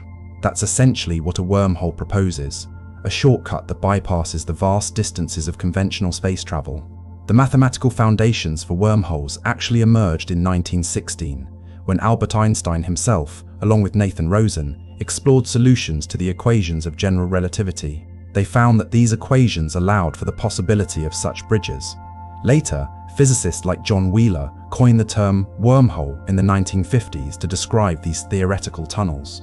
So, how would a wormhole work conceptually? It would have two mouths and a throat connecting them. If you could enter one mouth, traverse the throat, you would, in theory, emerge from the other mouth, having traveled an immense distance in ordinary space, but having done so in a fraction of the time it would take to traverse that distance conventionally. This offers a tantalizing solution to the tyranny of distance. Forget light sails, fusion drives, or even antimatter rockets. A wormhole could get you across the galaxy in moments. But here's the crucial caveat, the dilemma that quickly turns these mathematical possibilities into what seems like science fiction, stability, and traversability. The original Einstein-Rosen bridges were inherently unstable and collapsed almost instantaneously. They were also singular, meaning nothing could actually pass through them. They were more like fleeting theoretical curiosities than actual cosmic tunnels. However, in the late 1980s, theoretical physicist Kip Thorne, while working on the science for Carl Sagan's novel Contact, began to seriously investigate whether a traversable wormhole could exist. He and his colleagues found that, yes, such a wormhole could theoretically be stable and traversable if it could be propped open. But what would prop it open? The answer, according to research by Thorne and others, is exotic matter. Not just matter we haven't found yet, but matter with truly bizarre properties, specifically matter with negative energy density. Think about all the matter and energy we encounter in our everyday lives. It all has positive mass and positive energy. Gravity, as we know it, is attractive. It pulls things together. But to keep a wormhole open, you need something that acts like anti-gravity. At the throat of the wormhole, something that repels, pushing space-time apart to prevent the tunnel from collapsing. This is where negative energy density comes in. To give you an analogy, imagine our rubber sheet again. A bowling ball, positive mass, creates a dip, an attractive well. To create a wormhole, you need to pinch the sheet and hold it open, preventing it from snapping back. Exotic matter with negative energy density would, theoretically, create a hill or a bulge in space-time rather than a dip. This repulsive gravitational effect is what would keep the wormhole open and stable, allowing a spacecraft to pass through. Does exotic matter exist? In incredibly tiny, fleeting amounts, perhaps. Quantum field theory predicts phenomena like the Casimir effect, where two uncharged parallel conductive plates in a vacuum experience a small attractive force due to quantum fluctuations. This effect is sometimes described as involving regions of negative energy density, but these are microscopic, transient, and not the robust macroscopic quantities needed to prop open a wormhole. Scientists have found no evidence of large-scale, stable, exotic matter. It remains deeply theoretical, a requirement that pushes wormholes firmly into the realm of speculation. So, for now, creating a stable, traversable wormhole is beyond our wildest dreams, primarily because we lack the fundamental building block of exotic matter. But what if we could create a wormhole? What would be the implications? The biggest implication, beyond shortcuts through space, is the possibility of time travel to the past. How would this work? Imagine you have two mouths of a wormhole, let's call them mouth A and mouth B. You take mouth B and accelerate it to a significant fraction of the speed of light, then bring it back to mouth A. Because of time dilation, which we discussed earlier, mouth B, having undergone a high-speed journey, would have experienced less time than mouth A. So, when it returns, its internal clock would be set to an earlier time than mouth A's. Now, if you step into mouth A, you emerge from mouth B at its earlier time. Then, if you immediately step back into mouth B, you would emerge from mouth A in your original past. You would have traveled back in time.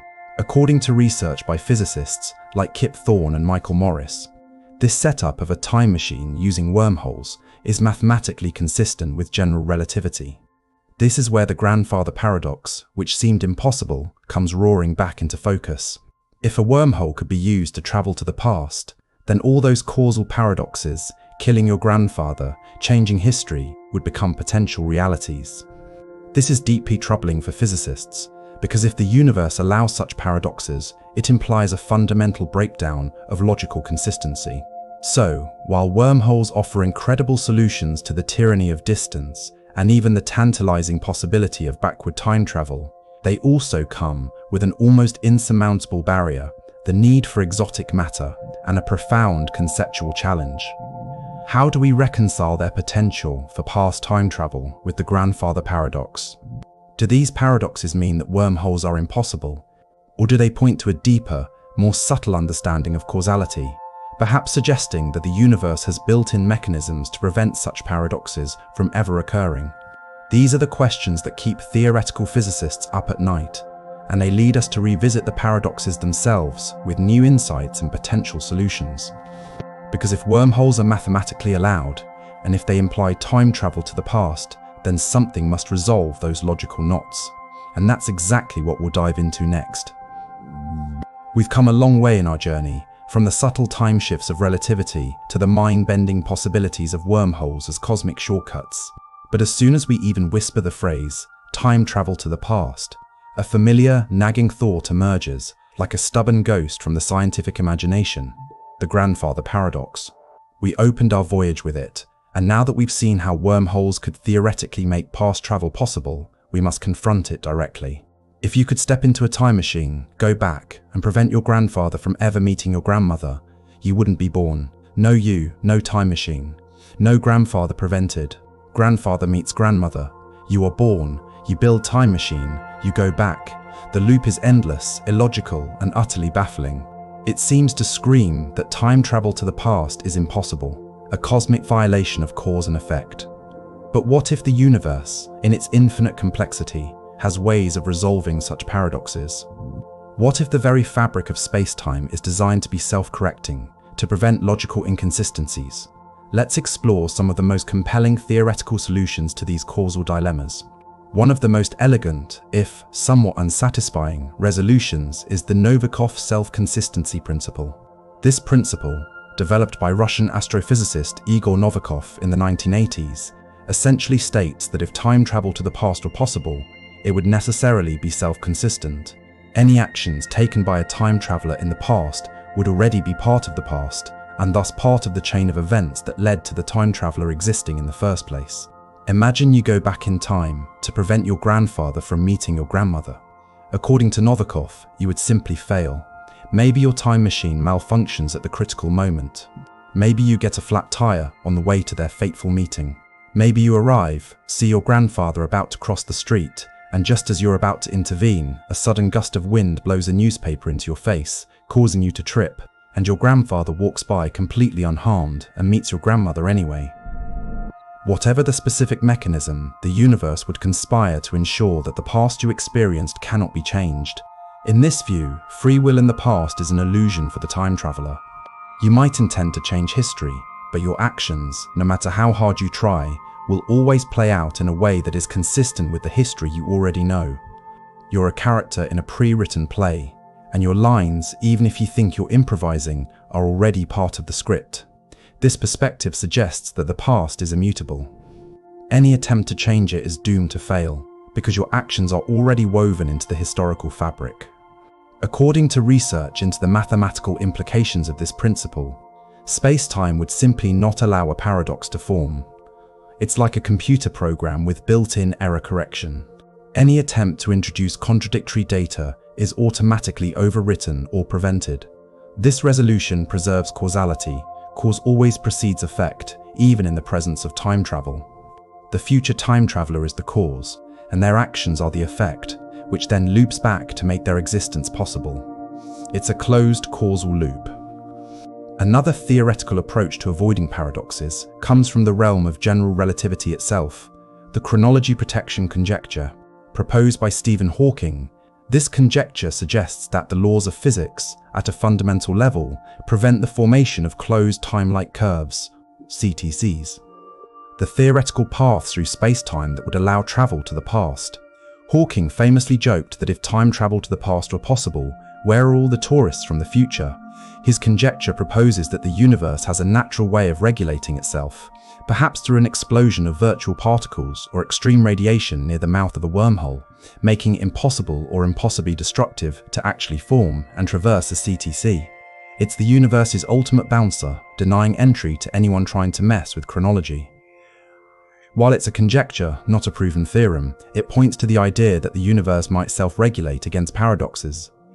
But what if the past can be changed? We'll delve deeper into the multiverse later, but for now, let's consider its implications for time travel. The many-world interpretation, MWI. First proposed by Hugh Everett III, suggests that every time a quantum event occurs, and every time a choice is made, the universe splits into multiple parallel universes. In one universe, you chose coffee. In another, you chose T. In one, the cat is alive. In another, it's dead. All possibilities are realized in separate, branching timelines. Now, apply this to the grandfather paradox. If you travel back in time and prevent your grandfather from meeting your grandmother, you don't erase your existence. Instead, according to this interpretation, you simply jump into a parallel universe or branch off into a new timeline where your actions create a new history. In that new timeline, you were never born, but in the original timeline you left, everything proceeds as before. So, in the universe you left, your original grandfather still met your grandmother, and you were still born. In the new universe you created by your actions, your grandfather never met your grandmother. And a version of you, the one who just arrived, now exists in a reality where they shouldn't. You haven't created a paradox, you've just created a divergent reality. This neatly sidesteps the logical contradiction. There's no single, immutable past to be paradoxical about. Instead, there's an ever-branching tree of possibilities. This is a profoundly different view of reality. It suggests that time travel isn't about changing the past, but about moving to a different past, or creating a new past that then becomes your present. It's like navigating a vast library of timelines, rather than trying to rewrite a single canonical book. Which of these theories is correct? The truth is, we don't know. The grandfather paradox, and similar causal loops like the bootstrap paradox, where an object or piece of information has no origin, like a book on time travel being taken back in time, copied, then taken back again to be copied, with no original author, remain powerful challenges to our understanding of time itself. But what's clear is that the simple, intuitive idea of time as a single, unalterable river is insufficient. Whether the universe is self-correcting, or whether it's constantly branching into new realities, the pursuit of time travel forces us to confront the very nature of existence and causality. It pushes our physics to its limits, suggesting that if we ever truly unlock the secrets of time, we might also unlock the secrets of parallel universes. And it's this astonishing weirdness, this radical rethinking of reality, that makes the ultimate voyage not just a journey through space and time, but a journey into the deepest mysteries of the cosmos. We've seen how wormholes, while deeply speculative and requiring exotic matter, open a theoretical door to traveling to the past, and how paradoxes might be resolved by a self-correcting universe or a branching multiverse. But wormholes are just one of the ways that Einstein's general relativity, the theory of gravity and spacetime, allows for what physicists call closed time-like curves, or CTCs. These are paths through space-time that loop back on themselves, allowing an object to return to an earlier point in its own history. Today, we're going to dive into even more outlandish, yet still mathematically permissible, space-time geometries that could, in theory, function as time machines. These are not just hard to build, they require conditions so extreme, so immense, or so fundamentally unproven that they make wormholes seem almost practical by comparison. We're talking about theoretical constructs like cosmic strings and Tipler cylinders, time machines you absolutely, positively cannot use. Yet. Let's start with cosmic strings. This concept sounds like something out of a fantasy novel, but it emerged from particle physics and cosmology. Cosmic strings are not made of string in the conventional sense. Instead, they are theoretical one-dimensional, or rather, extremely thin and long, defects. In the fabric of space-time, remnants from the very early universe, just moments after the Big Bang. Imagine a universe that was once a perfectly uniform, super-hot fluid. As it cooled and expanded, it might have undergone phase transitions, much like water freezing into ice. Sometimes, when water freezes, imperfections or cracks form in the ice. Cosmic strings are thought to be analogous to these cracks, but in the structure of space-time itself. According to theoretical calculations, a cosmic string would be incredibly thin, thinner than an atomic nucleus, but incredibly dense. A single centimeter of cosmic string could weigh more than the Earth, and because they are so immensely dense and long, they would have profound gravitational effects on space-time. Now, here's the time travel part. In 1991, physicist J. Richard Gott III proposed that if two cosmic strings existed and were moving past each other at extremely high speeds, or if a single cosmic string was in an enormous loop, They could warp space-time in such a way that it would create closed time-like curves. Imagine these cosmic strings as creating extreme, elongated grooves in the space-time fabric. If you could travel around these moving strings in a very specific path, effectively looping around them in a particular way, you could, in theory, find yourself back in your own past. It's like navigating a series of incredibly tight, extreme turns that eventually lead you back to your starting point, but earlier in time. The challenges, of course, are immense. Existence. We have no direct observational evidence that cosmic strings actually exist. While they are predicted by some grand unified theories in particle physics, decades of astronomical searches have come up empty-handed. Size and density. Even if they exist, they would be incredibly difficult to find, let alone harness.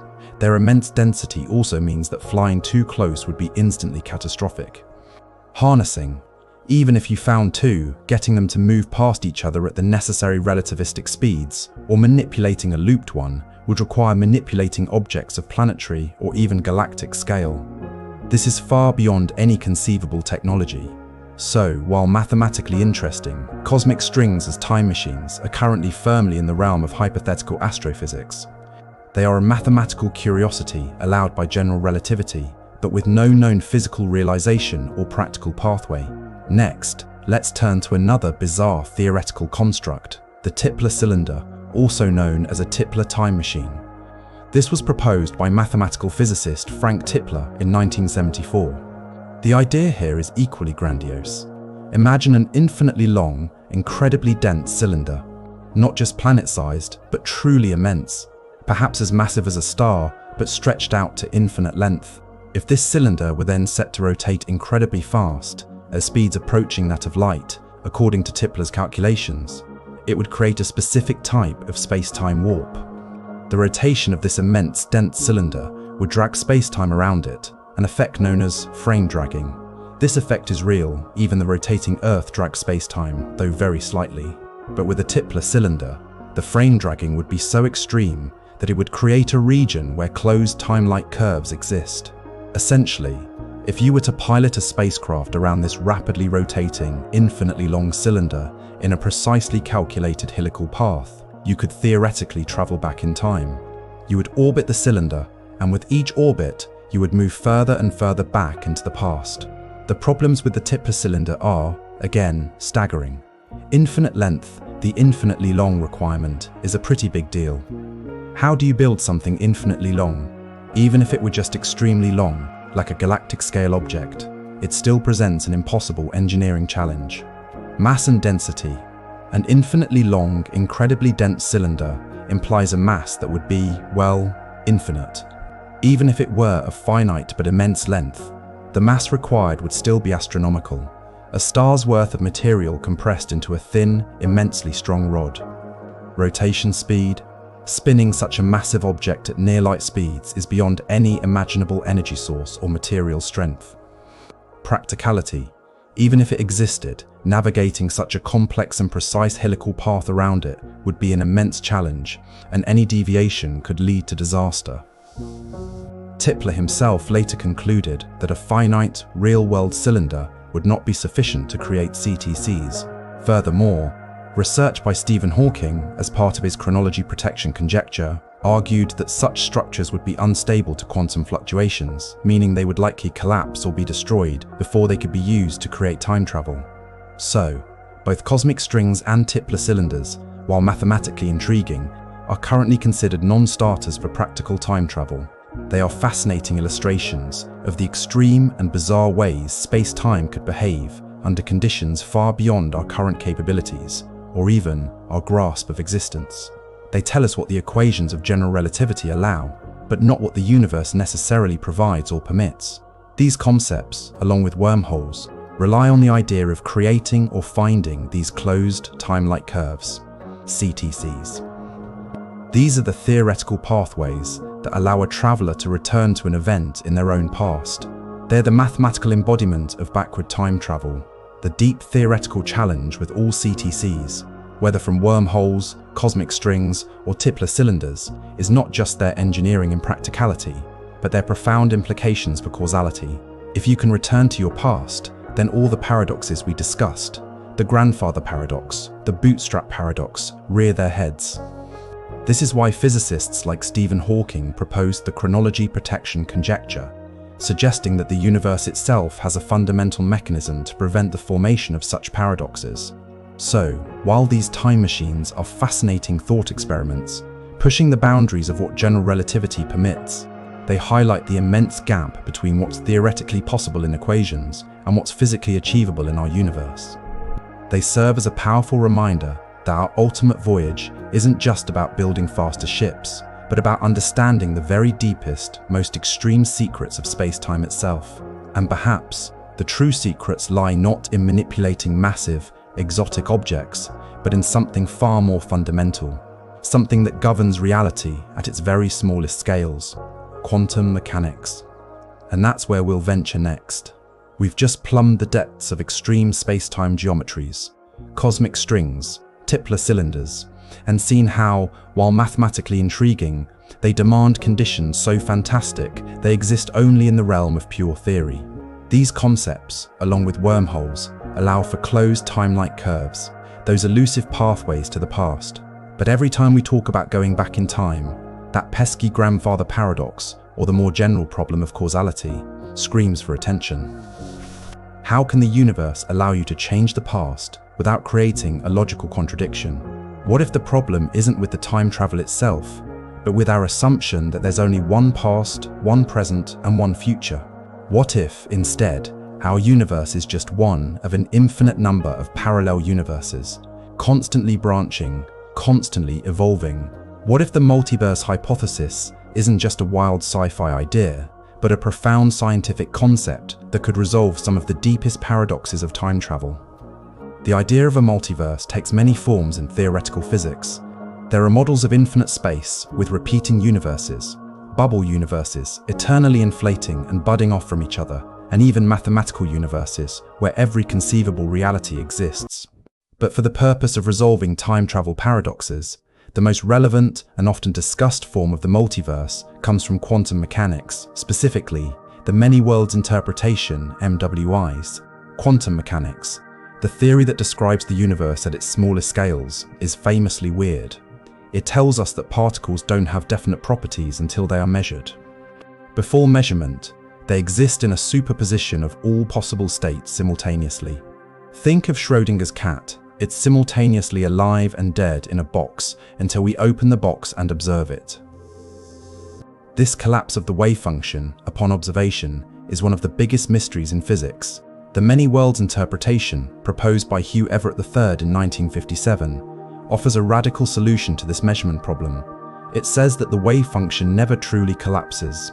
Instead, every time a quantum measurement is made, or every time a random quantum event occurs, or arguably every time a choice is made that has quantum implications, the universe splits into parallel universes. In one universe, the cat is alive. In another, it's dead. In one, you chose to read this script. In another, you scrolled past. All possible outcomes are realized, each in its own separate, equally real universe. It's a constantly branching tree of realities, an unimaginably vast cosmic fractal where every quantum decision leads to a divergence. And crucially, once these universes split, they cannot interact with each other. They become separate, inaccessible timelines. Now, let's bring this back to time travel and the grandfather paradox. Imagine you build your time machine and go back to a point before your grandfather met your grandmother. You find him, you raise your hand to, let's say, push him out of the way of a speeding bus, an action that prevents him from meeting her later that day. In a single, immutable timeline, this creates a paradox. If you prevent him from meeting her, you're never born, so you can't go back, so he does meet her, so you are born. But in the many worlds interpretation, there is no paradox. The moment you intervene in the past, or even the moment you simply arrive in the past, the universe branches. In the original timeline you left, your grandfather still met your grandmother. You were still born, and everything proceeds exactly as you remember it. You still exist there, in that timeline, having departed for the past. But the you, who arrived in the past of that original timeline, has now initiated a new branching universe. In this new universe, you successfully prevented your grandfather from meeting your grandmother. And in this new universe, the chain of events that would have led to your birth is broken. So, the you of that particular timeline will never be born. You, the time traveler, still exists because you came from a different timeline. You haven't erased yourself, you've merely traveled to a reality where a version of you will never exist. You are now a permanent fixture in this new, altered timeline, forever separated from your original reality. Think of it like this. When you travel to the past, you don't rewrite your book. You simply turn to an earlier page and start writing a new book from that point forward. The original book still exists on the shelf, unchanged. This offers a remarkably elegant solution to all time travel paradoxes. The grandfather paradox, solved. The bootstrap paradox, solved. The information or object you bring back originated in your timeline, and its reappearance in the past of a new timeline doesn't violate causality for either timeline. Every problematic intervention simply creates a new branch, a new reality. The multiverse hypothesis, particularly the many worlds interpretation, is a profound and active area of research in theoretical physics. Scientists have found intriguing support for it, not just as a solution to time travel, but as a way to interpret the fundamental weirdness of quantum mechanics itself.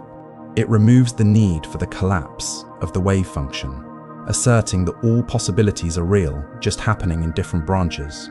Of course, the multiverse comes with its own set of challenges. How do we prove its existence? How could we ever observe or interact with these other universes? Currently, there's no known way to communicate or travel between these parallel branches. If they are truly separate, then the concept remains untestable, making it difficult to verify scientifically. However, for our ultimate voyage, the multiverse hypothesis, especially the many worlds interpretation, transforms time travel from a logical impossibility into a cosmic journey through branching realities. It means that the destination of your time machine isn't just a point in time, but a point in time within a newly created, parallel universe. This radical shift in thinking about time and reality sets the stage for a universe far more expansive and dynamic than we ever imagined. It suggests that perhaps the ultimate voyage isn't just about traversing distant galaxies or ancient epochs, but about navigating an almost infinite tapestry of realities. But before we fully embrace this mind-bending landscape, we need to delve even deeper into the quantum realm, because its very weirdness might hold the ultimate keys to unlocking the true nature of space and time. We've journeyed from the intuitive river of time to the bending fabric of space-time, wrestled with cosmic speed limits, and even considered the mind-bending possibility of an ever-branching multiverse that resolves time travel paradoxes. Everything we've discussed so far, from time dilation to black holes and wormholes, has largely been within the framework of Einstein's general relativity, the theory of gravity, and the very large. But the universe has another profound, deeply weird secret, one that operates at the smallest scales imaginable. Quantum mechanics. This is the physics of atoms, subatomic particles, and the fundamental forces that govern their interactions. And while it might seem far removed from starships and time machines, quantum mechanics introduces concepts so profoundly counterintuitive that they might just hold the ultimate key to understanding, and perhaps even manipulating, space and time at a level far deeper than anything relativity alone can offer. What makes quantum mechanics so weird? It's not just a little weird, it's fundamentally weird. At the quantum level, particles don't behave like tiny billiard balls. They behave in ways that defy our classical intuition, suggesting that reality itself is far less solid and predictable than we perceive. Imagine flipping a coin. Before it lands, it's either heads or tails, but in the quantum realm, a particle can exist in all possible states simultaneously until it's observed or measured. A quantum coin, before you look at it, is both heads and tails at the same time. It's like being in multiple places or having multiple properties all at once. Only when you measure it does it collapse into a single, definite state. This isn't an analogy, according to research, it's how reality works at these scales. Electrons in an atom are not orbiting like tiny planets. They exist in a cloud of probabilities, occupying multiple locations at once until a measurement forces them into a single spot. How does this happen? We don't know for sure, and it's led to interpretations like the many-world hypothesis we just discussed, where every possible outcome becomes real in its own universe. But the weirdness doesn't stop there. Then there's quantum entanglement. This is perhaps the most mind-bending of all quantum phenomena, one that Einstein himself famously called spooky action at a distance. Imagine you have two quantum particles, say two electrons, that are entangled. This means they are linked in such a way that their fates are intertwined, no matter how far apart they are. If you measure a property of one electron, for example, its spin, and find it spinning upwards, then you instantly know the spin of its entangled partner, even if that partner is light years away. If the first one is up, the second one is instantly down. The spooky part is the word instantly. This correlation seems to happen faster than the speed of light. It's not a message being sent between them. The particles don't communicate. They simply share a single, unified quantum state, even when separated. When you measure one, you're affecting the shared state, which instantly determines the other. Scientists have found robust experimental evidence for entanglement. Experiments have entangled particles over hundreds of kilometers, confirming that their correlation exists without any classical communication. China's Misha satellite, for example, has demonstrated quantum entanglement distribution between Earth and space over distances exceeding 1,200 kilometers.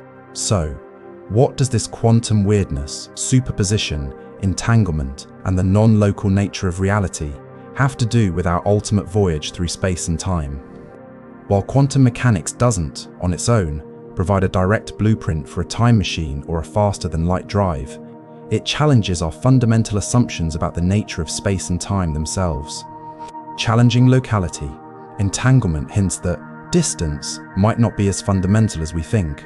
If two particles can be instantly linked across vast stretches of space, does that imply a deeper, non-local connection underlying the fabric of the universe?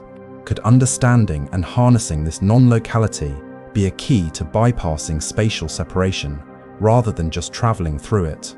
Quantum gravity, currently, general relativity, the theory of the very large, including space-time and gravity, and quantum mechanics, the theory of the very small, are incompatible. They are two separate, highly successful pillars of physics, but they don't play well together. The holy grail of theoretical physics is a theory of everything, or more modestly, a theory of quantum gravity that unifies them. Such a theory might reveal that space-time itself isn't a smooth, continuous fabric at the smallest scales, but rather granular, probabilistic, or even an emergent phenomenon arising from deeper quantum interactions. If space-time is quantum, then its rules might be far more flexible than we imagine. The nature of time. Some interpretations of quantum gravity, particularly loop quantum gravity, suggest that time itself might not be fundamental, but an emergent property of the universe, like temperature or pressure. If time isn't a fundamental dimension, but something that arises from the interactions of quantum bits of space, then perhaps, with a sufficiently advanced understanding, it could be manipulated or even circumvented in ways we can't yet fathom. Could traveling through time become more akin to manipulating a universal algorithm than navigating a physical dimension? Information and causality. Quantum entanglement also raises deep questions about information. Can information somehow exist outside of conventional spacetime? While entanglement doesn't allow for faster-than-light communication, because you still need to communicate the measurement result classically, it suggests that information might be handled by the universe in ways that defy our linear cause and effect understanding. If information can be non-local, could causality itself be more nuanced than the simple A leads to B model? So, while we don't have a quantum time machine on the drawing board, quantum mechanics is our most powerful lens into the deepest, most fundamental nature of reality. It's where the classical world of certainty gives way to probabilities, where particles can be in multiple places at once, and where spooky action at a distance is a proven phenomenon. If humanity is ever to achieve the ultimate voyage, not just to another star, but to truly manipulate time and space, to build the fabled time machine, it will likely require more than just engineering solutions within general relativity. It will almost certainly demand a profound understanding of quantum gravity and the underlying quantum nature of space-time itself. It's in this quantum weirdness that the universe's ultimate secrets might lie hidden, awaiting a breakthrough that could redefine not just what's possible, but what reality is. And the implications of that could be even more mind-bending than anything we've considered so far, perhaps challenging the very notion of a speed limit. We've firmly established that for anything with mass, the speed of light is the universe's ultimate speed limit. It's not just a challenging barrier, it's a fundamental consequence of how space-time works, woven into the very fabric of reality by Einstein's theories of relativity. Trying to push a massive object to light speed requires infinite energy, an impossibility. But what if there were things that weren't massive, or things that fundamentally behave differently? Could anything, in principle, exist or travel beyond the speed of light?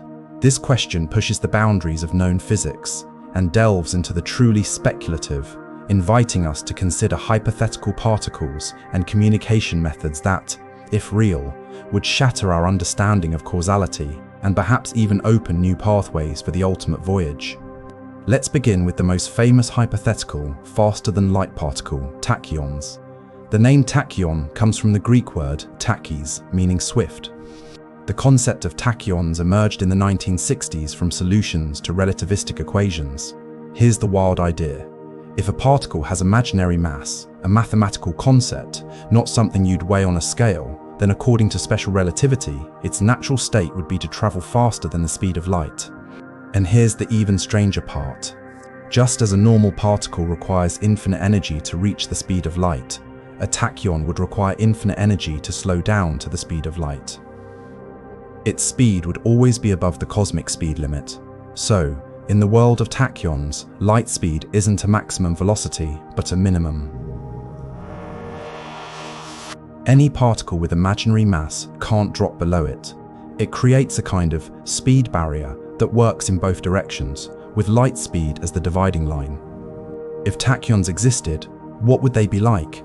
They would always travel faster than light. The faster a tachyon goes, the less energy it has. This is the inverse of normal particles, where more speed means more energy. Most importantly, if tachyons could interact with normal matter and be controlled, they would allow for superluminal communication, messages sent faster than light. And this is where the big problem arises: causality violation. If you can send information faster than light, you can, theoretically, send information into the past. Imagine you have a tachyon communicator. You send a message from Earth to a distant colony on a planet 10 light-years away. If you send it at, say, twice the speed of light, it arrives in 5 years. Great, faster communication.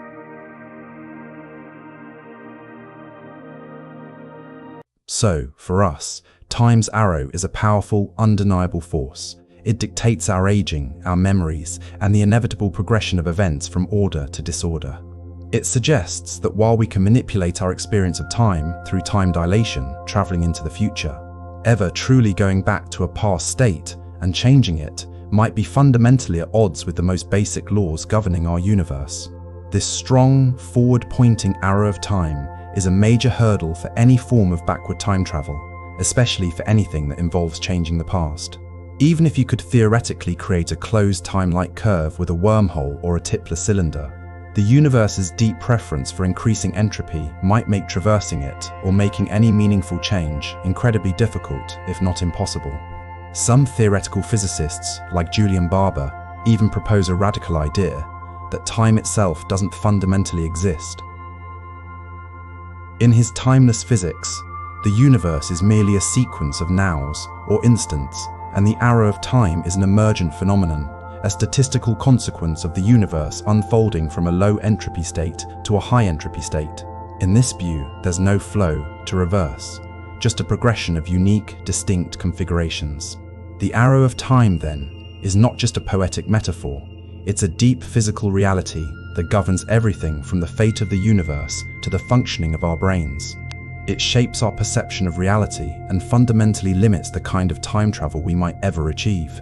While time dilation allows us to leap into the future, the arrow of time suggests that the past might be an unalterable, inaccessible domain, perhaps protected not just by paradoxes, but by the very relentless march of disorder. And this profound understanding of time's one-way nature leads us to even more radical ideas. What if time itself isn't what we think it is? What if it's an illusion? And that's our next inquiry. We've explored the universe's speed limit, grappled with the implications of hypothetical faster-than-light particles, and found ourselves repeatedly running into a seemingly unbreakable rule: causality. Everything we've encountered suggests that while the future might be accessible via time dilation, the past remains stubbornly out of reach, or at least guarded by paradoxes and impossible conditions. This brings us to one of the deepest, most profound mysteries in physics and philosophy: the arrow of time. Why does time, for us, only ever seem to flow forward? Why do we remember yesterday, but never tomorrow? Why do we age? Why does a dropped cup shatter, but never spontaneously reassemble? Why does a fresh egg cook, but never uncook itself? All these everyday experiences point to an undeniable, one-way direction of time. But here's the mind-bending part. Most of the fundamental laws of physics, the equations of motion, Newton's laws, Einstein's relativity, even the core equations of quantum mechanics, are time-symmetric. This means if you could reverse time in these equations, they would still make perfect sense. If you played a video of billiard balls colliding backwards, the physics would still look perfectly valid, just reversed. The equations don't inherently prefer one direction of time over another. So, if the fundamental laws don't care, why do we experience time as a relentless march forward? This is where the concept of arrows of time comes in. Scientists have identified several distinct, yet interconnected arrows that collectively give time its observed direction. The thermodynamic arrow of time. This is perhaps the most famous and universally accepted arrow. It's dictated by the second law of thermodynamics, which states that the entropy or disorder randomness of an isolated system can only increase or stay the same, it never decreases. Think of that shattered cup. It goes from an ordered, low-entropy state, a whole cup, to a disordered, high-entropy state, shattered pieces. It's far more probable for the pieces to be scattered than for them to spontaneously reassemble. A new deck of cards, perfectly ordered, will become shuffled and disordered with use. A tidy room will become messy. A drop of ink in water will disperse. These are all processes where entropy increases. You never see the reverse happen naturally. This law gives time its undeniable direction. The past is the state of lower entropy. The future is the state of higher entropy. We remember the past because it's the less disordered state from which the current, more disordered state evolved. We don't remember the future because that implies moving from a higher entropy state to a lower one, which is statistically improbable to the point of impossibility. According to research, the second law of thermodynamics is one of the most robust laws in all of physics. It's why engines work, why life exists, by locally decreasing entropy at the expense of increasing it elsewhere, and why the universe, as a whole, is moving towards a state of maximum disorder known as heat death. The cosmological arrow of time. This arrow relates to the expansion of the universe. Our universe began in an incredibly hot, dense, and low-entropy state, the Big Bang, and has been expanding and cooling ever since. This expansion is a large-scale, irreversible process. If the universe continues to expand forever, then the cosmological arrow points in the same direction as the thermodynamic arrow, towards increasing entropy and a more spread out, less energetic state. If, hypothetically, the universe were to eventually contract, a big crunch, then the cosmological arrow might reverse, potentially leading to a reversal of the thermodynamic arrow within that contracting phase. However, current observations strongly suggest our universe will continue to expand indefinitely, meaning this arrow remains firmly forward-pointing. The radiative arrow of time. This refers to the fact that light waves always spread outwards from a source, rather than converging inwards. When you drop a pebble in a pond, ripples spread outwards. You never see ripples spontaneously converging on a point, creating a splash and then a pebble leaping out of the water. Electromagnetic waves, light, behave the same way. This consistent outward spread contributes to our perception of time's direction. The psychological arrow of time. This is our subjective experience of time. We remember the past and we anticipate the future, but we never remember the future. Our brains are built to record events that have already happened, to form memories and to learn from them. They are not built to store information about events that haven't occurred yet. This psychological arrow is intimately linked to the thermodynamic arrow. Our minds process information, and the act of processing and storing memories is itself an entropy increasing process. We build up a mental history, not a mental future. So, for us, time's arrow is a powerful, undeniable force. It dictates our aging, our memories, and the inevitable progression of events from order to disorder. It suggests that while we can manipulate our experience of time through time dilation, traveling into the future, ever truly going back to a past state and changing it might be fundamentally at odds with the most basic laws governing our universe. This strong, forward-pointing arrow of time is a major hurdle for any form of backward time travel, especially for anything that involves changing the past. Even if you could theoretically create a closed time-like curve with a wormhole or a tippler cylinder, the universe's deep preference for increasing entropy might make traversing it or making any meaningful change incredibly difficult, if not impossible. Some theoretical physicists, like Julian Barber, even propose a radical idea that time itself doesn't fundamentally exist. In his timeless physics, the universe is merely a sequence of nows or instants, and the arrow of time is an emergent phenomenon, a statistical consequence of the universe unfolding from a low entropy state to a high entropy state. In this view, there's no flow to reverse, just a progression of unique, distinct configurations. The arrow of time, then, is not just a poetic metaphor, it's a deep physical reality that governs everything from the fate of the universe to the functioning of our brains. It shapes our perception of reality and fundamentally limits the kind of time travel we might ever achieve. While time dilation allows us to leap into the future, the arrow of time suggests that the past might be an unalterable, inaccessible domain, perhaps protected not just by paradoxes, but by the very relentless march of disorder. And this profound understanding of time's one-way nature leads us to even more radical ideas. What if time itself isn't what we think it is? What if it's an illusion? And that's our next inquiry. We've probed the mysteries of time's forward arrow, discovering that our experience of past, present, and future is deeply intertwined with entropy and the expansion of the cosmos. It seems the universe has a strong preference for disorder, and our memory is built to navigate this one-way street. But what if all of this, the flow, the arrow, the distinction between past, present, and future, is not a fundamental property of reality, but something else entirely? What if, pushing the boundaries of physics and philosophy, we ask the most radical question of all: is time an illusion? This isn't a new age philosophical musing. It's a serious debate within the scientific community, particularly among those grappling with the unification of quantum mechanics and general relativity. There are two main concepts that challenge our intuitive understanding of time as a flowing entity: the block universe theory and the idea that time is an emergent phenomenon. Let's start with the block universe, or eternalism. This concept arises directly from Einstein's theories of relativity. Remember how Einstein unified space and time into a single four-dimensional space-time fabric? In this view, past, present, and future aren't fundamentally different. They are all equally real. Imagine space-time not as a river that flows, but as a giant, four-dimensional block, a cosmic loaf of bread, if you will. Every single slice of that loaf represents a moment in time, from the Big Bang to the farthest future. Every event that has ever happened, is happening now, or ever will happen, exists as a fixed point within this block. The past isn't gone, and the future isn't yet to come. They are simply there, laid out eternally, just like different points in space. Think about it like this. When you look at a landscape, you see a tree in front of you, a mountain in the distance, and perhaps a valley behind you. All those spatial locations exist simultaneously. You don't question whether the mountain exists because you're not currently standing on it. In the block universe, time is just another dimension, like up, down, left, right, and forward, back. Your personal present is just your current location in the time dimension of this block.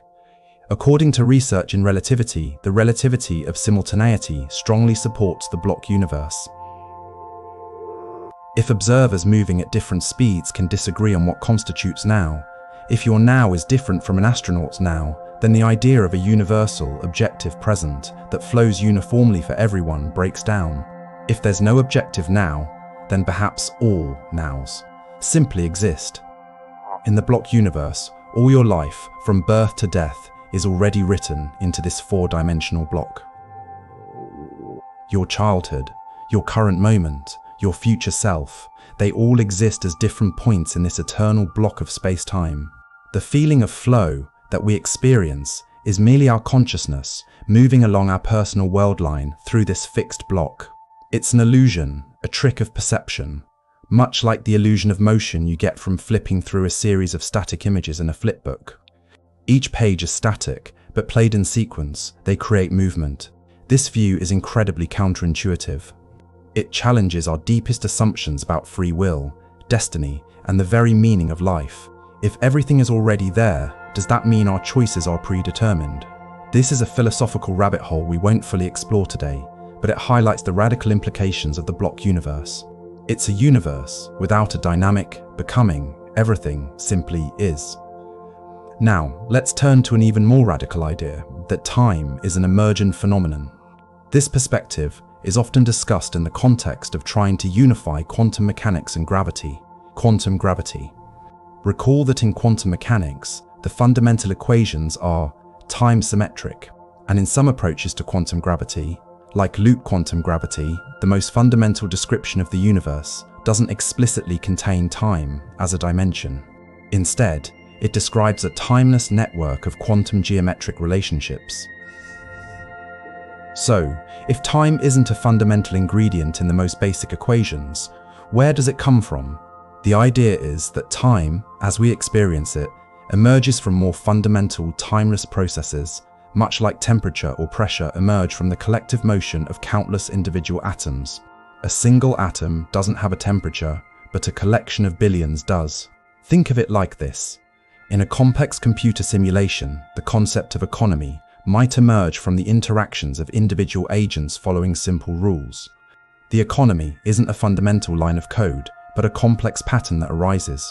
Similarly, our experience of time, its flow, its arrow, its distinction of past and future, might be a macroscopic property that emerges from the statistical behavior of a vast number of quantum interactions. Julian Barbour, a British theoretical physicist, is a prominent proponent of this idea, often referring to timeless physics. According to his work, the universe exists as a series of nows, unique configurations of everything within it. There's no background time that carries these configurations forward. Instead, the perception of time arises from the differences between these nows. Our memories allow us to construct a narrative of progression, creating the illusion of a flowing time. If time is emergent, what does that mean for our ultimate voyage? No going back. If time isn't a fundamental dimension, then the very concept of traveling back to a previous point in that dimension might be ill-posed. You can't rewind something that isn't fundamentally flowing.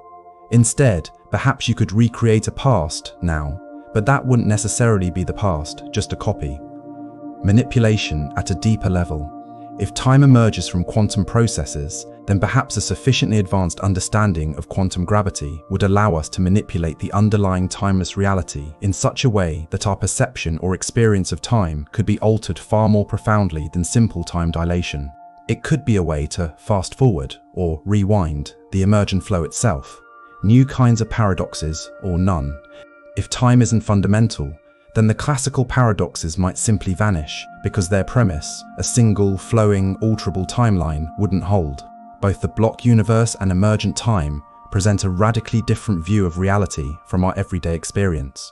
They challenge our deepest intuitions, making us question if the present moment is truly special, or if flow is just an elaborate trick of consciousness. What's clear is that our intuitive concept of time, the one that makes the grandfather paradox seem so impossible, is likely a severe oversimplification of a far more intricate, fluid, and perhaps even illusory reality. The ultimate voyage, then, might not just be about moving through a pre-existing dimension, but about understanding the very nature of that dimension itself, and perhaps even discovering how to transcend it. The universe is telling us that time is not what we think it is, and this revelation is perhaps the most profound journey of all. It's what leads us to ask, if time and space are so fluid, what are the ultimate destinations? Where could we truly go, and when? That's our final cosmic contemplation.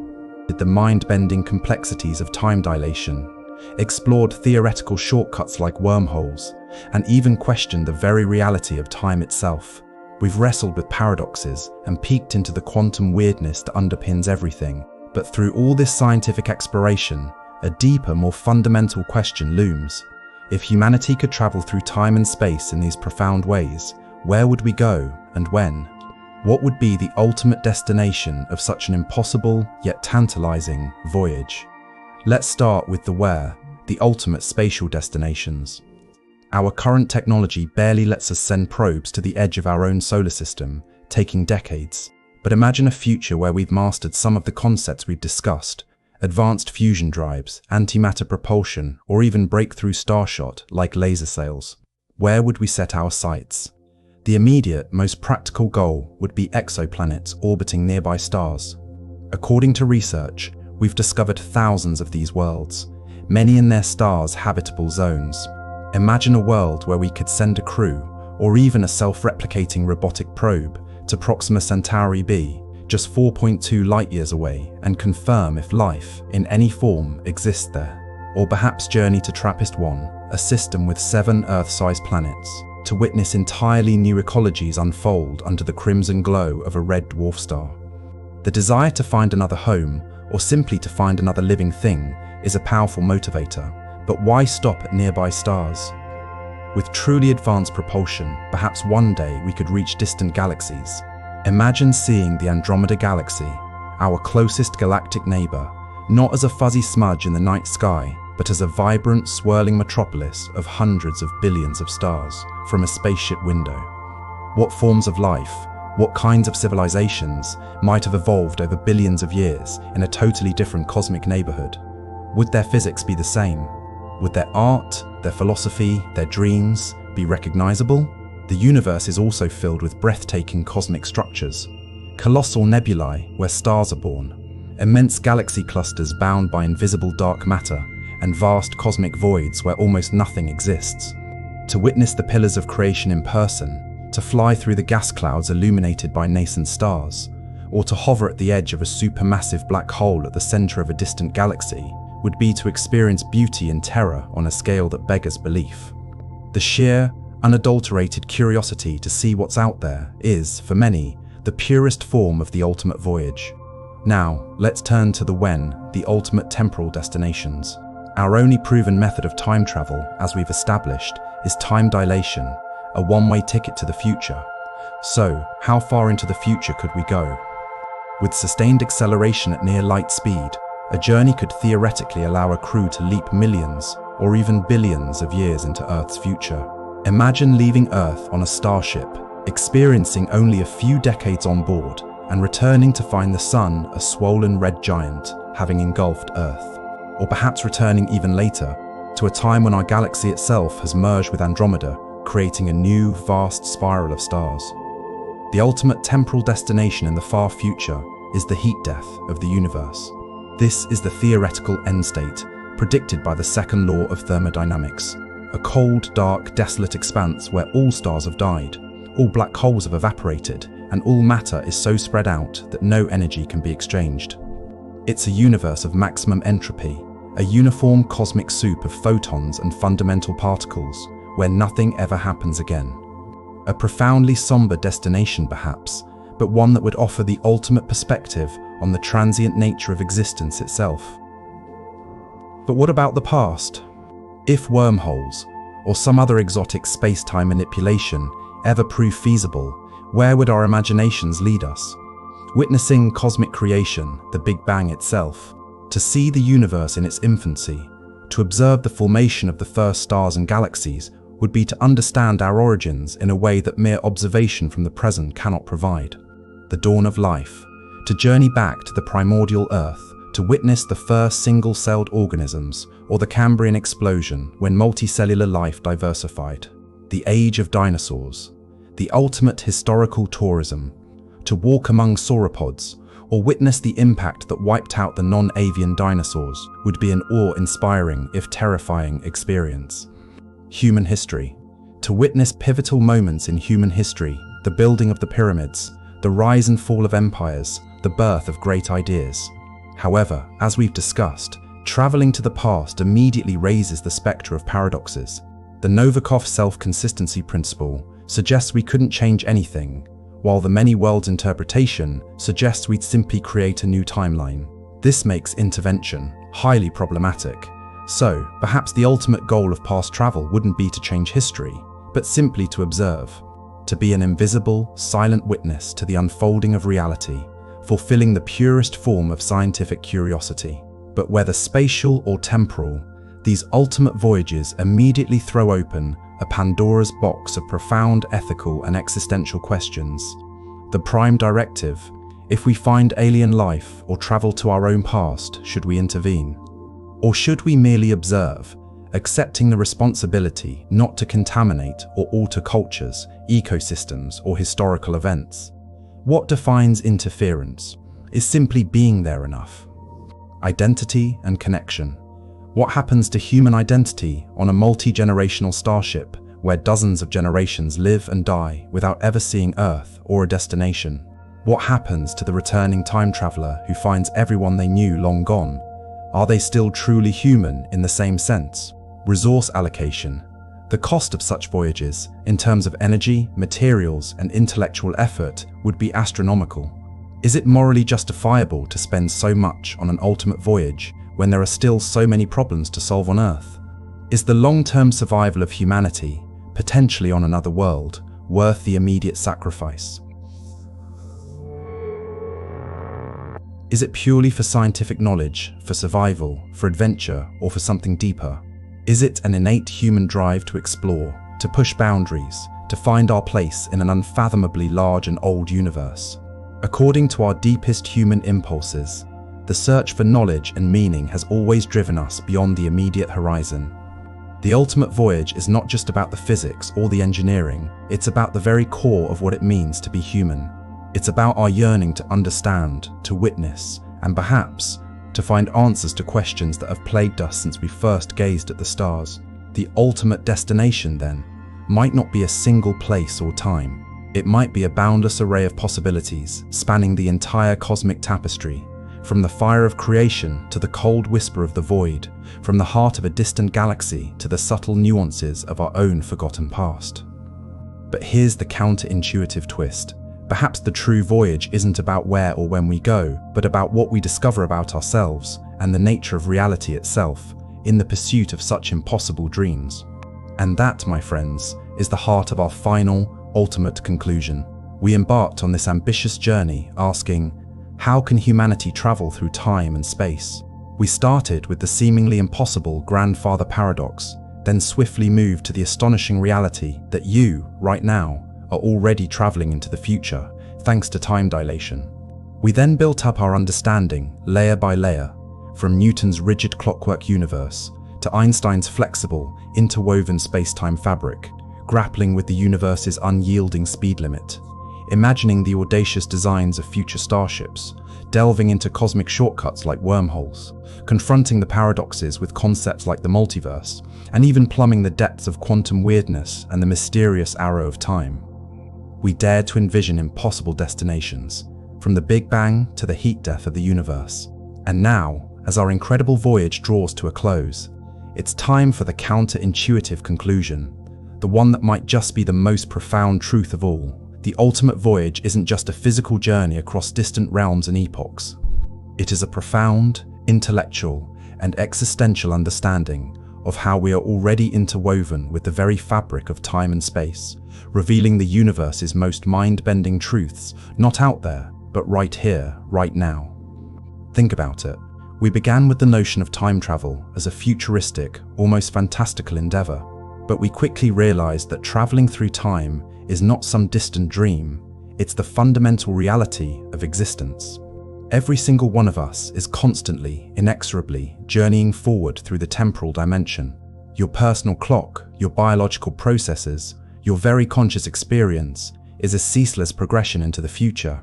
And that journey, as scientists have rigorously confirmed with atomic clocks and GPS satellites, is not universal. It's relative. Your speed and the gravitational fields you inhabit subtly alter your passage through time compared to everyone else. You are, in every measurable sense, a time traveler into the future. Not at the flick of a switch, but as a continuous, inherent property of your being in space-time. The universe isn't just a static stage upon which events unfold. It's a dynamic, four-dimensional entity called space-time, shaped and warped by every bit of mass and energy within it. You aren't just in space-time, you are part of space-time. The ground beneath your feet, the air you breathe, the chair you're sitting on, they are all causing tiny ripples, tiny curves in the fabric of reality around them. And your own movement, your own mass, your own existence is a constant interaction with this astonishing, pliable canvas. The speed of light, that cosmic speed limit we wrestled with, isn't just a barrier. It's a cosmic speed of information that defines causality itself. It sets the pace for cause and effect, ensuring a logical progression in our universe. It dictates the maximum reach of influence, bounding the speed at which any event can affect another. It's not an inconvenience, it's a fundamental parameter that gives our universe its coherent, predictable structure. Without it, the very idea of a stable past and a discernible future would collapse into chaos. And then we ventured into the truly mind-bending. The possibility that time itself might not be a fundamental flow, but an emergent phenomenon, a trick of consciousness, a statistical consequence of increasing entropy, or even that all moments, past, present and future, exist simultaneously in a grand block universe. If this is true, then our feeling of flow is merely our consciousness navigating a pre-existing, unchanging landscape. In this view, the universe is not becoming, it simply is. And our perception of time is our way of making sense of this static, four-dimensional reality. The grandfather paradox, which seemed to invalidate time travel entirely, isn't necessarily an impossibility. It forces us to confront the deepest implications of a self-correcting universe, or perhaps a continually branching multiverse where every choice creates a new, parallel reality. These are not just sci-fi tropes. They are serious theoretical considerations that challenge the very notion of a single, immutable timeline. And at the heart of all this, pushing our understanding to its limits, is quantum mechanics, the realm where particles exist in multiple states at once, where spooky action at a distance is a verified fact, and where reality itself is probabilistic until observed. The quest to unify quantum mechanics with general relativity might well reveal that space-time, at its most fundamental level, is not a smooth, continuous fabric, but a granular quantum foam where our macroscopic experience of space and time emerges from something far more subtle and interconnected. So, the ultimate voyage is not simply about building faster ships or finding mythical wormholes. It is the journey of discovery, the intellectual exploration that has revealed these astonishing truths about time and space. It's the realization that the universe, as it exists right now, is already far stranger, more dynamic, and more interconnected than our everyday perceptions allow us to see. It's the profound understanding that we are not passive observers, adrift in an indifferent, static void. We are active participants in a constantly evolving, interwoven fabric of space-time. Our existence, our movement, our very being is a testament to the dance of relativity and quantum mechanics. Perhaps the most astonishing voyage we can ever undertake isn't to a distant star or a forgotten epoch, but deeper into the fundamental nature of the reality we already inhabit. To truly grasp the implications of time dilation, of curved space-time, of quantum entanglement, and of emergent time, that is the ultimate journey. It's a journey into knowing ourselves, our universe, and our place within it, not as separate entities, but as intrinsic, beautiful components of the greatest cosmic adventure imaginable. The universe isn't waiting for us to visit its wonders. It's inviting us to truly understand the wonder that is already within and around us. And in that understanding lies the ultimate satisfaction.